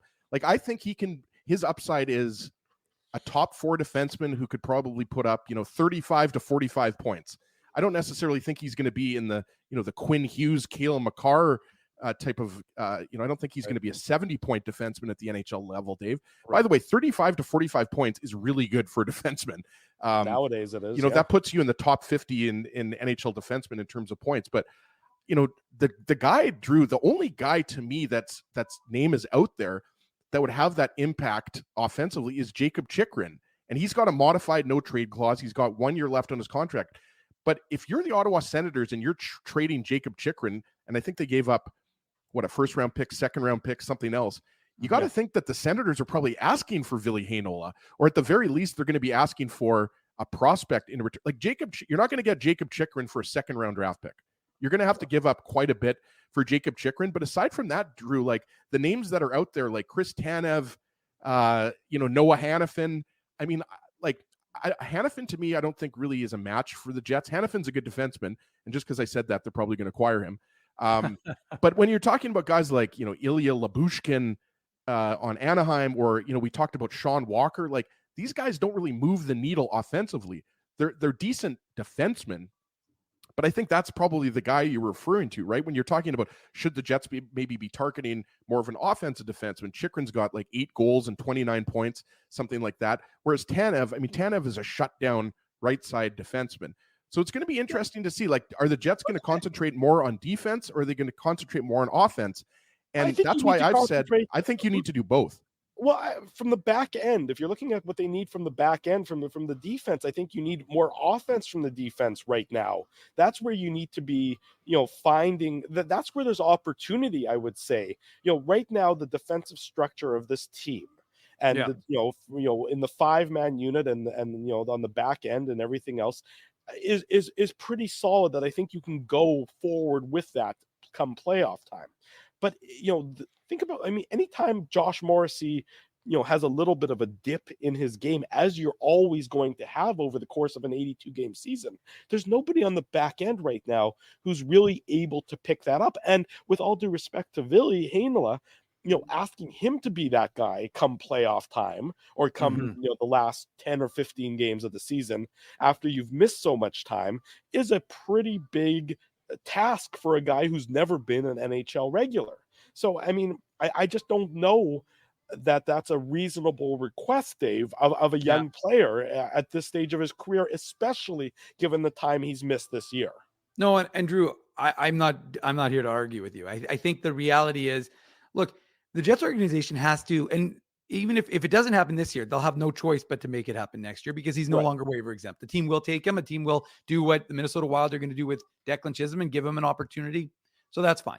And again, that's a function of his waiver status. We knew that. I said this in the summer. I said, I know folks want to see Ville, but the reality is that, because he's waiver exempt for this year, he's most likely. Now, he played really well in the preseason. Right. But the fact of the matter is that you can't ignore the reality, which is his villainess, as I was referencing it the other day, is not there right now. It's not there to the degree that we saw it in the preseason, that we saw it last year. So again, I know that everybody wants to just put him in, and KG3, who was in Winnipeg, I think for that Penguins game, hopefully wearing his IC toque, which one we don't know because he's got like so many, but the fact is, he's right. Like, you're not putting Ville Heinola, first of all, and Doug's right also. You couldn't actually do it without putting someone on waivers because of the roster, because even though Brendan Dillon was suspended, he was still considered a rostered player. So they couldn't even do it anyways. But the fact of the matter is that Logan Stanley made more sense for Brendan Dillon, because that's what Rick Bowness would do. He'd replace size with size. And again, that's not a shock. And the other thing is, and again, it's kind of the point of my kind of ramble here. It's opportunity, right? Dylan Sandberg got an opportunity and he ran with it. He didn't say, okay, I got 1 or 2 games here, and then if I don't play well, I'm out. Because it's very hard for those guys. Kovacevic in Montreal, same thing, right? Like, he got that 1 game with Winnipeg, gets claimed by Montreal. Then he's already played over 100 games now for the Habs. So the fact of the matter is, these guys get this runway, and suddenly then they feel relaxed and they can play their game. There's not that stress. Now, so my point I'm making is that if you want to call Ville Heinola up next month, and if you want to give him some sort of opportunity, and that's usually created because someone gets injured, and you want to give him a little bit of runway to see what he can do, not 1 or 2 games. It has to be a 5 to 10 game block, and then you can see what you've got. If you don't, then you're never going to know. You just won't. You just can't. So you have to. But at the same time, you can't call him up to demonstrate that until he's ready, until he's Which is why I said it won't be it won't be till next month, because then at least he'll have 20 AHL games under his belt. Right. He'll be much more closely aligned to what he maybe was like in the preseason, and then you've got a guy who's playing much more, to his level. And again, like I said, that's why I wasn't surprised when everyone's like clamoring. I'm like, guys, he's played 12 games. He's still making mistakes. Like, did you see in the game against Grand Rapids where he made a mistake at the blue line, ends up as a goal against, which is the ultimate, again, not a big deal in the AHL. You know what Mark Morrison does? Throws him back out there, plays him in the next shift. But the fact of the matter is, in the NHL, especially with young players, we know that the leash is short. So when these guys make mistakes, it's a lot more costly. It's a lot more focused. So I'm just saying that you want to put him in a place for success. That's the whole idea. To the subject matter of this segment, though, I think that, at least from my perspective, yes, the Jets' acquisition of Sean Monahan is a good move. You shore up the offense and everything else, but I think there still needs to be more to come for this Winnipeg Jets team come the trade deadline. I see that Chuck Hellebuck is ready to join us backstage, so we're going to go to break. I'm going to bid everyone adieu. I might see you later on for the post-game show, but I'm going to turn it over to Dave and Ezzy to drive this bus for the remainder of the Saturday morning edition of the Illegal Curve Hockey Show. So thank you to everyone for gracing me with your presence and everything else. Dave, Ezzy, and Chuck Hellebuck up next here on the Illegal Curve Hockey Show. Stay tuned, everyone. Don't go anywhere. IC rolls on. Welcome back to the Illegal Curve Hockey Show, which is now just myself and Ezzy Ginsberg, but it wasn't just going to be the two of us. We are going to be joined by the man, the myth, the legend, Chuck Hellebuck. Ezzy Ginsberg. It wasn't just going to be the two of us. We got some reverb there, but okay, hold on there. Chuck Hellebuck. Ezzy Ginsberg. It wasn't just going to be the two of us. We got some reverb there. I'll mute Chuck's mic for a second while he gets he's got some reverb there. He's got our audio there, but okay, hold on. I'll unmute now, Chuck. I'll mute Chuck's mic we're for still a second picking while up. he's got some reverb there. He's got our audio there, but well, that's Chuck Hellebuck, who's working on. Oh, hold on, let's see. There we go. There we go. The international influencer himself. Now we're good. Now we are good. Sorry about Chuck, that. Happens all the time. All good, Chuck. I was watching on my phone, and then it popped up on here, and I forgot I had it on my phone. Well, we're happy to welcome you to your first appearance on the Illegal Curve Hockey Show, the international influencer. Let's start with that, Chuck. You got that title on the dad's trip. I was in the arena for when they put you up on the screen, and it got a lot of play on social media. So what does it mean to let's start with that, getting that recognition. Obviously, you're a very successful YouTuber with your channel, so we could probably learn a few things from you in that regard. But just getting that recognition and having fun with the Jets fans and that sort of thing. Yeah, that just was a surprise to me. It was kind of I don't know, it's kind of a joke, I guess, from the media guys or whatever. But the whole thing started, when you're when you're doing YouTube videos or whatever, you're telling a story. Really, that's all it's really doing, whether it's a technical story or whatever. So this is my third dad trip, and so I was a lot more comfortable, and I wanted to really tell the story behind the scenes of what a grind. It is. I know they're paid well and everything, but it's such a grind that, you're going from the bus to the plane to a bus to the hotel. You're getting there at 2 o'clock and 1 o'clock in the morning, and then you may take a bus to the rink and, practice or whatever. And then a bus to the game. And then after the game, you're bus to the plane and next one. And I'm like, I got to show some behind the scenes here and show what's going on. So I just started posting, and plus I wasn't putting out content on my channel. So I'm like, well, the people who follow me, may wonder what the heck I'm doing. So I said, I'll just post it out there on Twitter, and it took off. Yeah, it just literally took off. And I guess it was telling a decent story because people were following it. And then I, throw a little, comedy in there. I tried to anyway. If no dad's eating the salads, and it was just fun because I watched it. I had a bolus, nice salad. Krev does a great job. He takes care of everything. And I just watched that salad not get touched while everyone's eating the burgers and the ribs and everything else.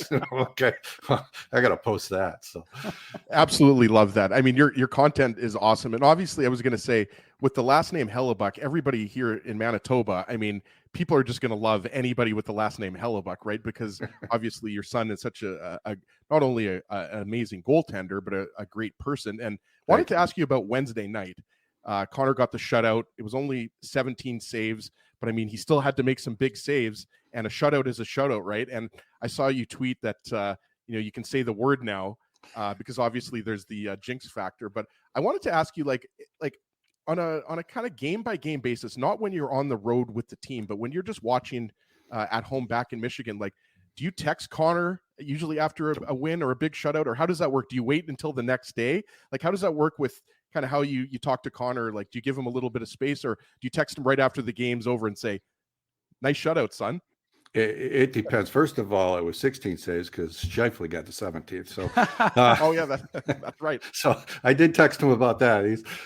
But no, when he first started out, I would text him just kind of give encouragement and just give some dad feedback. But it pretty quickly, I knew shut up, let him do his thing, and then now it's kind of I text it when I feel I need to or want to, or just I'll text him, how the kid's doing, or just non-hockey stuff, just because he gets enough hockey stuff as it is, and I want to know what's going on with the family, So it's a mixed bag now.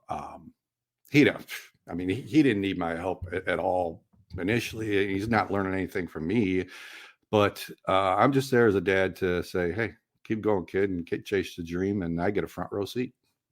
Chuck, I've watched your interviews when you did it with Huss, and I saw, some of the other conversations you've had. So we know that, the background, but maybe you could share with our audience the idea of the Hellebuyck family and how impactful hockey was to you growing up, and in Michigan, obviously there's a huge hockey community. So what was that like for you? We weren't that much of a hockey family. That's why he had such an unorthodox way to get there, because we didn't know the path, I raced stock cars, when I was his age, just amateur stuff, and go-karting. My wife's dad raced motorcycles and stuff. So our plan was I was going to take the kids go-karting, and we were going to race go-karts. That was the plan. And his brother, who was a really good hockey player, just didn't quite get the break. So he was a natural on skates. So at 2, he's skating around in my rollerblades that come up to his knees. So he's just skating around the basement. And Connor just instantly went to net. So they would just, shoot and do one-on-ones all the time. But it really started. My older brother, 6 years older, his son, which I don't know, so he was 11 years old, and they had a birthday party. They had a street hockey. He eventually played some ice hockey himself. But that's how it started. We'd have this annual street hockey game on his birthday, and then the boys just watched and wanted to be part of it, and they started in roller and then eventually went to ice. But that's really what sparked it. My brother was a Red Wings season ticket holder, and we all kind of followed. We all watched hockey, but it was wasn't part of it. I played basketball. I could barely. I had to learn the skates to help coach them. So that's how bad I was. Well, it sounds like the Hellebuyck family is a multi-sport family, right? Like, it sounds like everybody in your own family had their own specialties, right? And yeah. I wanted to ask you about Connor. Obviously has a lot of confidence, and that's something that's been. I don't think you can be the best goaltender on the planet, and I am saying it, Chuck. He is the best goaltender on the planet. I'm not saying he's top 3. I'm going to throw out Vezina Buck right now. But I mean, where do you think that confidence comes from? Is that something that Connor always had at an early age? Because, like you said, it was a bit of an unorthodox route. Like, it was clear that when the Jets drafted him, even though he was a 5th round pick, it was clear that Connor was going to get to the NHL. His numbers at UMass Lowell were phenomenal, and then he was good in the American Hockey League. But going back to that confidence, because that seems like that's always been a real strength of Connor's. Yeah, I think it just comes from playing. And then just our family in general. You don't want to play Monopoly with us. You don't want to play Risk with us. We're not good losers. We're competitive as can be, and it's horrible. We did a family fantasy football, and we had to quit because it was getting too nasty. And so from a competitive point of view, yeah. And sports wise, my wife was an athlete. I was an athlete. It just in all different sports, right? So it's there in the genes, I guess. But when they were younger, I brought home the movie The Secret, based on the book The Secret, and it's really just the power of positive thinking, and really the whole idea behind it was, I've always believed, do what you can, do the best you can, and achieve what you want. It's not going to be easy. It's you're going to have to work for it, but if you really want it, you can get it. And life's just going to throw a bunch of crap in your way, but you got to want it. And that was kind of the message. Well, he took it to heart. Like, I couldn't even believe it. His brother did too. His brother started a internet business in the basement. He was a junior in high school, and he still runs that business. It's, it supports him and his family. And now he's chasing the dream, become a professional bass fisherman. So it runs in there. But Connor, from early on, just I gave him a cork board. It says, put in the center of that cork board your idea and just focus on it. And it was goalie, and the scariest moment, I think, in some respects, from a parent, is he was entering high school. I told him, I said, because he would skate out during the spring and that, I wanted to see on the other side of the puck and have fun. But I said, kind of decide. And he goes, well, I want to be a goalie.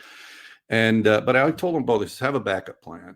And Chris's was the business. Well, Connor told me to my face, says, Dad, I don't have a backup plan. I go, it's okay. It takes time. He goes, no, you understand. I don't want a backup plan because it's going to distract me. I'm going to go. I'm going to make the NHL. I don't care how long it takes or what it's going to take. I'm just going to do it. And that's when I seen the determination. That's when I was like, whoa. And I said, okay, kid, do it. Do it. That's awesome. He took it. And was that now, what age was that when he told you that? Let's see, he's freshman in high school, probably about 14 years old. So you as a parent, though, so you hear your son say that, and parents obviously want what's best for their children, and they want them to follow the path that's true to their heart. So, but how daunting was that for you and your wife to be able to be like, okay, this is the path, and again, he went to Texas, that how unconventional is it? And again, just from a knowledge standpoint, how daunting was that to be like, we don't know what's next, but you had to figure it out. Yeah, I mean, as I said, life will throw obstacles. It's just how you deal with them, and it's anxiety's getting away, and I understand all that. Yeah, I've dealt with all that too. But yeah, I think that his mother was definitely more worried about it. What does this mean? And I didn't know what it meant. It's like, he's freshman in high school, right? There was no thought of him going to NHL. I mean, that was not like my idea was, if you can make it to a college, get a partial scholarship, and help pay for college, hey, that's a success. And so that was my thinking. And I'm like, okay, go for it, see what happens. And, it's just my was what's the fallback plan. But when he graduated high school, I mean, there was a high school coach who was a USHL scout. Everyone knew him in, that level, but the AAA and the scouts didn't know who he was. But everyone at the lower level knew is, hey, he's stoned a bunch of teams, so they knew his stats, they knew who he was. Well, this guy set up a tryout out in where was it? Iowa, I think it was Iowa. Yeah, so the USHL team, and so we fly out there and find out, the goalie coach wasn't even there, and he felt so disrespected, and so they put him in a practice, and I'm just watching this. I'm like, as a high school kid against USHL players, and they do a one-on-one at the end, and he's just stoning these guys. He just, no one's going to score on him. I could see in his body language, because I'm sitting up in the stands, but I could see in the body language that you guys don't know what the hell's happening right now. You are not going to score on this kid because he's in the zone, and he did.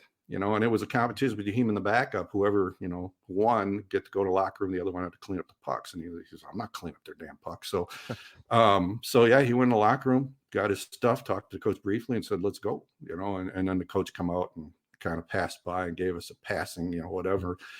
And it was disrespectful. But I think that planted a seed for him that from there, he says, any opportunity, he's going to make the most of it. Any opportunity to go to another team and try out, he's going to make the most of it.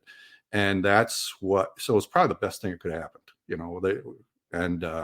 he went to Youngstown. He got a tryout at Youngstown, and he USHL, and he drove down there in our car, and he called me up, says, Dad, I guess I'm coming home.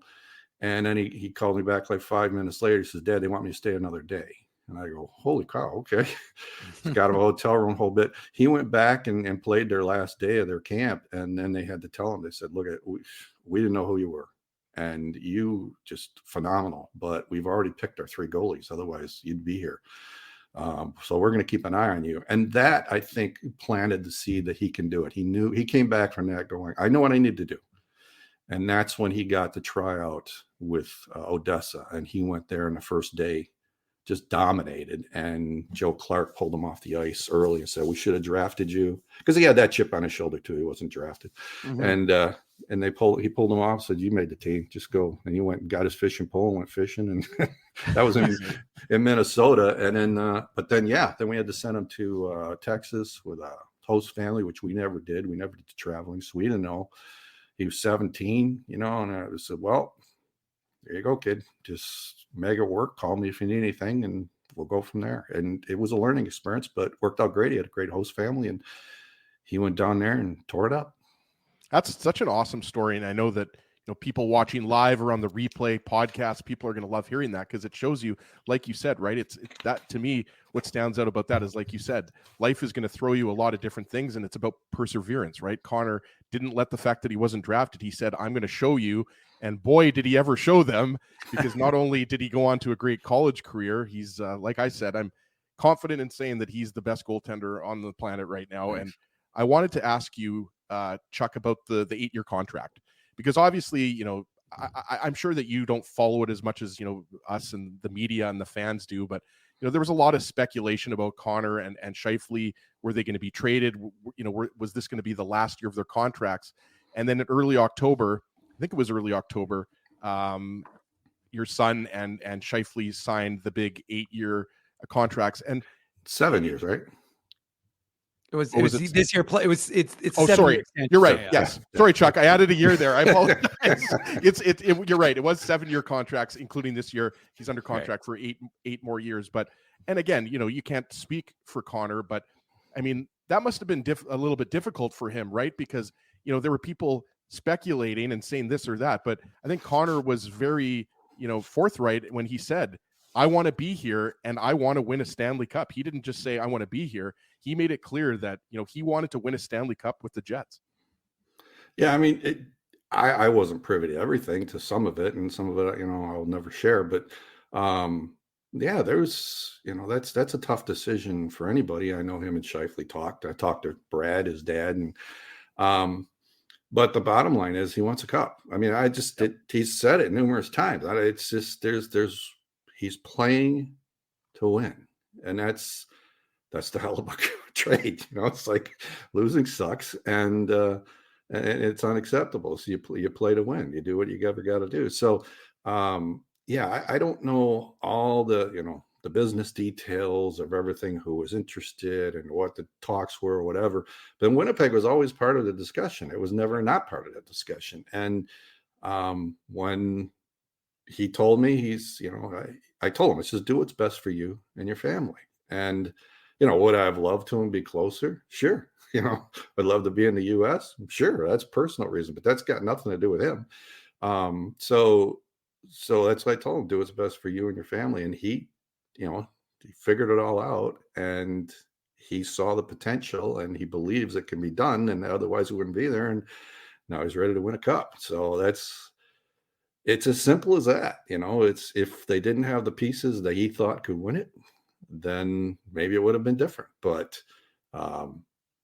it's just a matter. It's never easy. It's you got to have faith and you got to believe. But like he says, you got to believe that you're winning. You got to think like you're winning, even when you're losing. Because if you start thinking about losing, then you start doing things like a loser. He says you got to think like a winner, and the winning will come. And when you're winning, you keep thinking like that. He's just like, it's what permeates your thinking. It's what you do. It's what drives you. It's what makes things happen. That's probably comes across as confidence, but it's more of a belief system, right? That I want to win, and today we're going to win, and this is what I got to do to win, and we won, so let's go on the next one. It's really, really simple. Can come across as cocky, overconfident, whatever, but that's really his thought process. Well, and it's interesting. It's interesting you should say that, Chuck, because I remember in games where he would give up, let's say 4 goals, 5 goals, and he'd like, well, I like my game. I like the details. I like this. And sometimes people would be like, really? Like, this is, but you'd hear that. And I mean, again, and then Connor would get a shutout the next game. No, but then, and I knew him because obviously I covered him in the AHL. So I knew obviously what he was like with the Moose, and I wasn't in St. John, so I didn't cover him in the Ice Caps.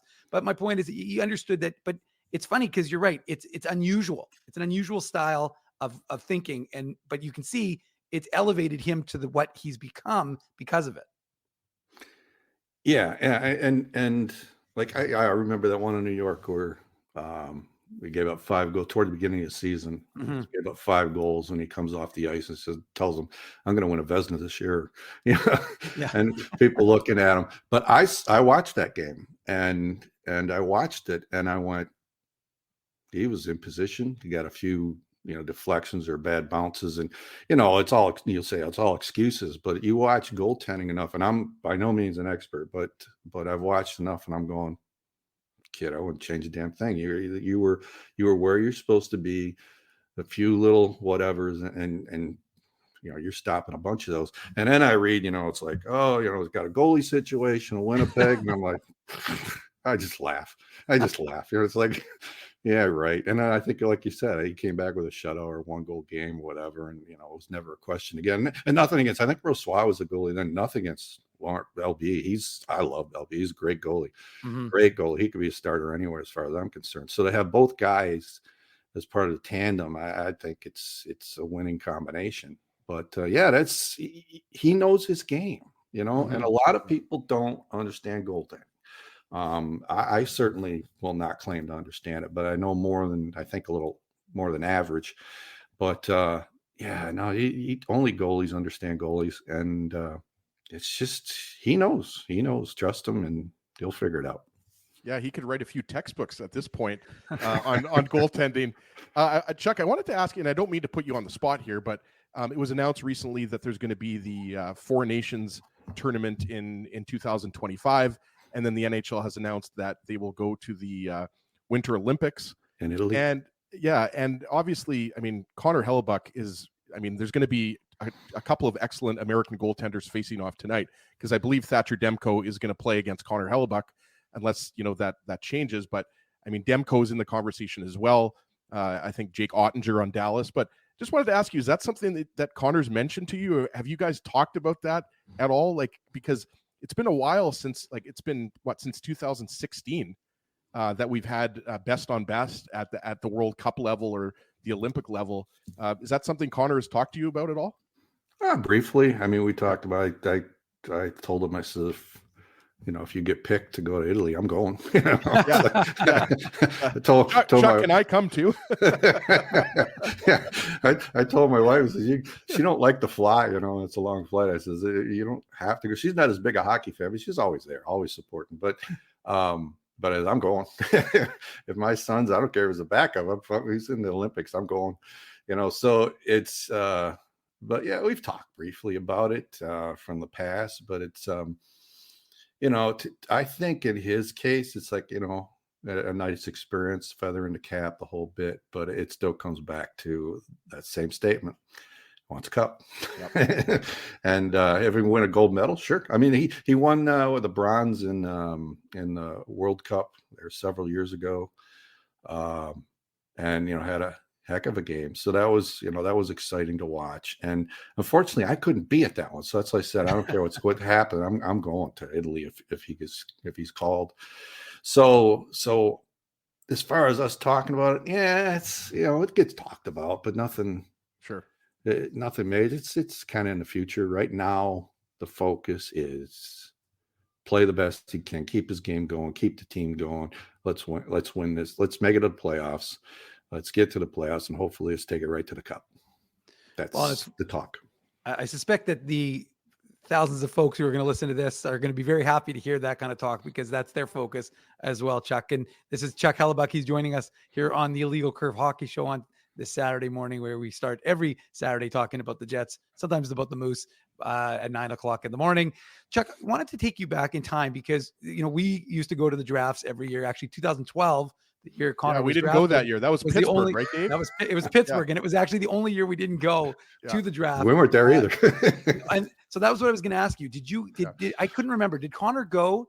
And was there any discussion about that? How did that set up? And what was it like when he did get picked? So obviously he didn't go. You guys were probably back in Michigan, but what was it like when he got selected? And what was that process like for your family?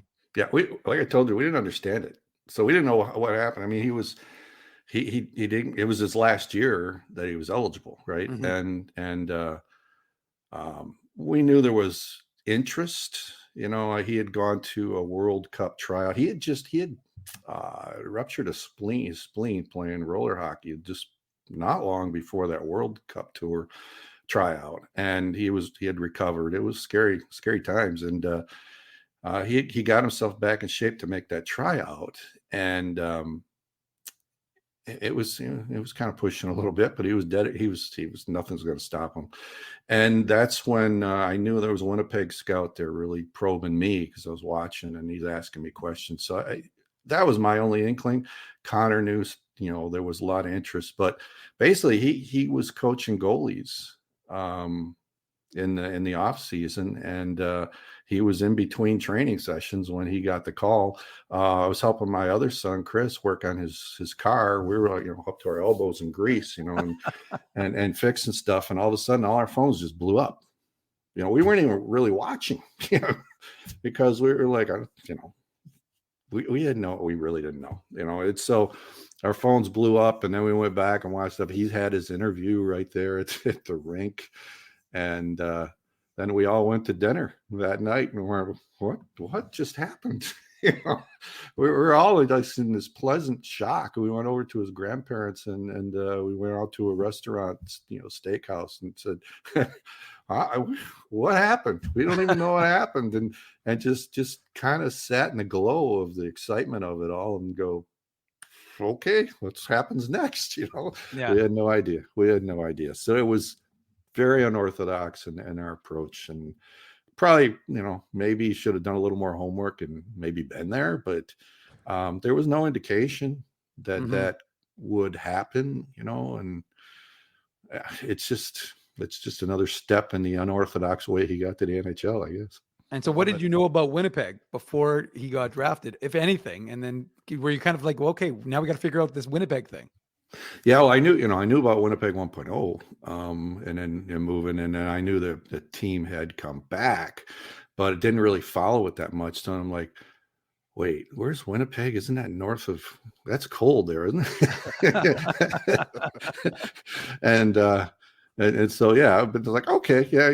Then I started. Oh yeah, I know this team. Recognized players and that, but it's we were solid Red Wings fans, and the focus was always battling with Colorado and Chicago and the whole bit, more East Coast type stuff. So we didn't see Winnipeg that often, so we didn't know much about it. So yeah, when he got called to, in fact, he got called to fly up for training camp, we had to rush and get him a passport. That's funny. So but yeah, I mean it's I've been there many times now. Of course, he lives there, and it's just the city has treated him, him and his family so good, and treat us good when they're there, and it's become kind of a second home. So it's been an experience. It's been really good, and nothing but good things to say about Winnipeg. Yeah, I think you already know this, but your son is, well, you're a kind of a big deal as well in Manitoba. Both of you guys. Not sure who's the bigger star now, but we just have a few more questions for you. And we want to ask you about 3D printing, because that's actually something that fascinates me. I don't know a lot about it, but we want to ask you about how you got into that and Filament Friday and everything like that. But I also wanted to go back, because I messaged you a couple of weeks ago. We wanted to get you on for during the All-Star break, but you mentioned to me that you were on vacation, and I just wanted to just go back a couple weeks, and I'm not sure how much you caught of the All-Star game, but I mean, just how nice was that for you though to watch your son? Because obviously, like you mentioned, we talked about earlier, the regular season's a grind, right? And you want to get into the playoffs and go on a nice Stanley Cup run. But for Connor, that must have been such a nice break. I mean, I'm not sure, he probably would have liked to go to Costa Rica or Mexico or something like that as well. But I'm sure for him, it was an honor, and just, nice to be, around all the, the pomp and the circumstance of the All-Star break? Sure. I mean, this was his fourth All-Star, and I've been to the 3 previous. We actually scheduled. We were in Disney. I got a big 2-bedroom suite for us to enjoy that week off, and we had scheduled that way ahead of time. And his sister and her fiance were coming in like midweek, so it was time to hang with the grandchildren and go to Disney. Go to Magic Kingdom a whole bit, enjoy some sunshine. And then, of course, he got the nod, and then he had to leave early. And he's like, "Well, Dad, you coming?" And I go, "I think I'm staying here in the sunshine." But it was because his sister was coming in, and I couldn't just say I had the room and everything. But it was like, no, it was. I think it was more fun for him in many ways because his son Hugh is, he's just a hockey nut. The kid if he keeps going, he's going to be another hockey player because he just loves the sport. And so I think it was a lot of fun for him to take Hugh around behind the scenes. And I saw a joy in him that I didn't see at the previous ones. I mean, always happy to be there, but it's just to take his son around and of course his wife and daughter, Andrea and Violet. It was a family thing, and it was great. My brother went in my place, and Andrew's dad was there his first time. So I think it was a great experience for everybody involved. And but yeah, that was special because he took his son around. All right. Well, Chuck, I'm going to ask you a hard-hitting question. Eddie's going to ask you about the 3D printing, but I got to ask you this one. First of all, it's a 2-parter, though. Number one, who got Connor into fishing? Was that a thing from you? And the second part is you said your son Chris is becoming a professional bass fisherman, and you spoke about how competitive your family is when you're playing Monopoly or Risk or anything like that. I can understand that sentiment, for the record. So if that's the case, when Connor and Chris are fishing together in the summer, what is that like when those two are competing on the boat? So your first question, as far as the fishing, their grandfather and my father-in-law got them into fishing.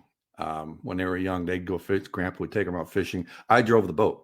I like driving. I like racing the cars and stuff. I'm like, I'll drive the boat. I would scan the lake, looking for drop offs, whatever. You guys want to go to that spot? Well, I'm okay, get you there. And then I'd help, put the bait on the line when they were younger and a whole bit. But no, I honestly, I love the tournaments. I've done a few tournaments with them. I love it because it's a window. It's a challenge. There's the challenge, right? Mm-hmm. Got how big a fish? You get 5 to keep, and how big a fish can you catch? I love that, but as far as just going out fishing, I find it boring as can be. And they love it. They just love it. So, but you said about Chris is they're real competitive. He's trying to make it, but when they're in the summer, they really don't fish against each other. Rarely. They often team up. There'll be a 2-man tournament, and they kill it. I mean, they show up at a tournament. In most cases, it's like, oh crap, the Hellebuck brothers are here, and they've won several tournaments.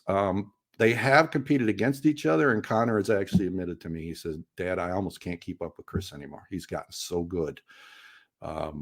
Knows how to switch. They got 14 different poles with different lures, and they know what they're doing. But yeah, I almost can't compete with them anymore. He's so it's if they tend to compete together, and then we'll go to the weigh-ins, and it's just fun. It's just it's fun to watch. They're usually in the top 3 and do pretty well. They do pretty well. So have they crossed paths with Big Buff?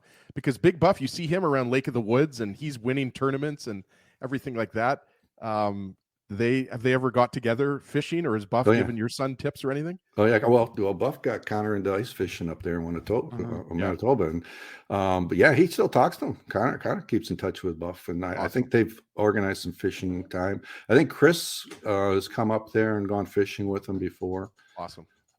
So yeah, I remember first time I met Buff. It was a first dad trip, and he comes racing in the morning. He sits down at the table, and he wanted to talk fishing. And I'm like, sorry, it's his grandpa, not me. I think I saw the biggest disappointment on Buff's face. Oh crap. I don't want to talk to you. He's a great guy. I had a great time talking to him, but yeah, I lost a few points there because I wasn't big into fishing. I love it. His Buff's love for fishing is absolutely legendary, right? Like I think that's the only time you see Buff is when, you know, he's caught a fish or something like that, or so. That's pretty awesome. And yeah, just final question. Just wanted to ask you about 3D printing because you know, it's not something, you know, it's a relatively new thing, right? It's in the last, you know, 10 years or so, 15 years or so. You would know better than I would, but I just wanted to ask you kind of how you got into that. And you've become not only an international influencer in the hockey world, but I know you've got a big fault. I think you have like, I want to say 300,000 or something. Almost, yeah. Like it's huge. I mean, can you also help us get there to 300,000? Because we're about to hit 6,000, Chuck, and we've been around for 15 years doing this hockey show. But yeah, just how did you get into it, and like where did the love for this come from? Because it's obviously something that's only going to grow and grow and grow. Yeah. Well, actually, it's been around for a long time. Probably about 40 years. It's the original stereolithography machines, the big ones, you know. Yeah. So I worked at Ford, and that's where I first saw it, and I was like, oh, this is really cool. But it's kind of like computers, you know, they're big, took up rooms, and eventually we got home computers. Well, now about 12 years ago, we got home 3D printers. And that's really the 10 years you're talking about, where anyone could then do it. And my background is electronics. I've done a lot of electronics. My day job's electronics. I've written 10 books on electronics, and the books were starting to die off. So I said, well, I'm going to do this YouTube stuff and show people, you know, how to program and how to build electronics and you know, kind of share my hobby, and like everyone kind of does on YouTube. And the electronics it was difficult to teach, at least at that point. And everyone wanted to know about the 3D printer that I had, because the 3D printer I have for printing the boxes or brackets or whatever. And I was constantly fixing it because back then the printers just weren't that good. So I started showing people how I fixed it, and those videos just took off. And I'm like, okay, you know, I'll just do 3D printing. It's fun, you know. And then it just, I reached a point where it was about 4 years in, the channel was kind of flat. And there's a new printer that came out, a real low cost printer that everyone's interested in. I had one, and I started showing how to improve that thing. And that's when the channel just exploded, because I hit the right topic at the right time, and had the 4 years of experience prior, you know, and then I just help people get started. And then it's the Ender. The Ender was the name of the printer. It's an Ender 3, and people started calling me the Ender Whisperer because I knew everything about it. And then from there, I just grew the social media, just being around people. And there's so many big YouTubers that I know personally, and you just get tips from everybody, and you go hang out at the same kind of meetups and stuff. And it just takes time, you know, but it just grows on its own. It gets a life of its own. And then, you know, the subscribers and views and everything else comes. And so I've been doing this 10 years. 10 years I've been doing the 3D printing. I'm actually trying to get electronics back into it, because the printers have now gotten really good. You don't need my help that much. So well, Chuck, feel free to mention a legal curve on Filament Friday and maybe get us a few subscribers. Sounds good. Well, we appreciate it. We appreciate you telling us more about your son, more about yourself, and of course the international influence you wielded on the dad strip. Chuck, thank you very much for joining us today on the Illegal Curve Hockey Show. Oh, you're welcome. Thanks for having me. Thanks, Chuck. Appreciate it. There he goes. That's Chuck Hellebuck, of course, father of Connor Hellebuck, who is doing his thing probably tonight. Well, we know tonight. He's starting tonight. I'm expecting it to be Hellebuck versus Demko. Well, you would be expecting right, because Rick Bowness confirmed yesterday that Connor Hellebuck would be starting. Well, he didn't confirm it 100%. He kind of he indicated to Mike McIntyre of the Winnipeg Free Press that he was on the right track when he asked about Connor starting today. So no surprise, Saturday night is Connor Hellebuck's night. And so that should be a fun one for Jets fans. Jets, and you, of course, can join us, because we'll be back in, I'd love to say 12 hours, but it's actually it's closer to 13 hours for the Illegal Curve post-game show. Of course, this has been the Illegal Curve hockey show. 2 hours of Jets talk, as we didn't even talk about the Moose. And I'm not going to go do a Moose minute because we're already in overtime, but the Moose are playing the Milwaukee Admirals at 2:00. I'll be at the game. So it's going to be a busy one for me and for you, because even if you're not at the game, as you're put on your antlers, it's time for the Minuk Moose Minute on the Illegal Curve Hockey Show.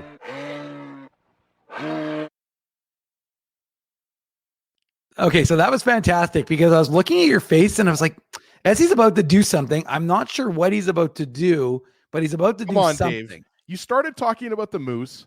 Big game this afternoon. Big game. Let's talk. All right, we'll talk. We'll give the folks. Still a lot of you with us. We're into what we call overtime, but I'll keep it rolling. Mendel's not here. We can go an extra 5 minutes, no problem. Well, you know what the reality was. What do I have to do, Dave? Parent? Yeah, that's a fair point. As we don't want you to do that, but look, the reality is the Moose quickly flipped the script after an 11-game losing streak, 0-10-1. The Moose flipped it when they went for 9 straight games on the road. They left January 26th from Manitoba and played 9 games on the road. They went 6-2-1. I see folks saying about Milic, Thomas Milic, the Jets 2023 fifth rounder. He was recalled. He played 6 of the games, went 4-1-1. The Moose made a big move. They sent Oskari Salminen to Norfolk of the ECHL, which means Colin Delia and Thomas Milic will be your tandem moving forward till, I guess, Oskari Salminen can maybe get his game back on track. But yeah, it's a big week for the Moose because, again, they've got 6 straight at home. We've already given away the tickets for today's Chaz Lucius bobblehead game, Ezzy, but should be a fun one. You've got the kids are all right. Brad Lambert, Nikita Chibrikov, both scoring big goals in that shootout win over the Calgary Wranglers on Wednesday to conclude things. I didn't get a chance to talk about it in the postgame. Oh, I did. No, I didn't get to because we ended just as the shootout was starting in overtime. So Brad Lambert and Nikita Chibrikov were the 2 goal scorers, and Colin Delia made both saves that he faced from Calgary. So the Moose won that game in the shootout. And like I said, they went 6-2-1. So again, we're listening to you, Phil Smith, or I'm not listening, but the Moose are obviously listening to you because they did keep Thomas Milic, and we don't know who's in net today. They do have the benefit, of course, of the NHL line. Toninato, Gustafsson, Axel Jonsson, Fieldy. They've got 5 lines right now, 5 really good lines. So they've got the ability to be fresh. But yeah, it's going to be a big game. The Moose, like I said, last 9 games, 6-2-1. But the Milwaukee Admirals have not lost in 2024, Ezzy. Crazy. They're 15-0-0 until today. Well, possibly. I asked Mark Morrison about that, and he said one of the games that they played and they lost during this road trip was against Milwaukee, where he felt his team was in it for the most part. They know they can hang with them. They just got to make sure they play consistently for 60 minutes. So right now, especially with the additions they've got from the NHL, should make for a hell of a good game. And then superhero game on Monday, which is, I think, Louis Riel Day. So and Dave, you're just going as Dave Minuk.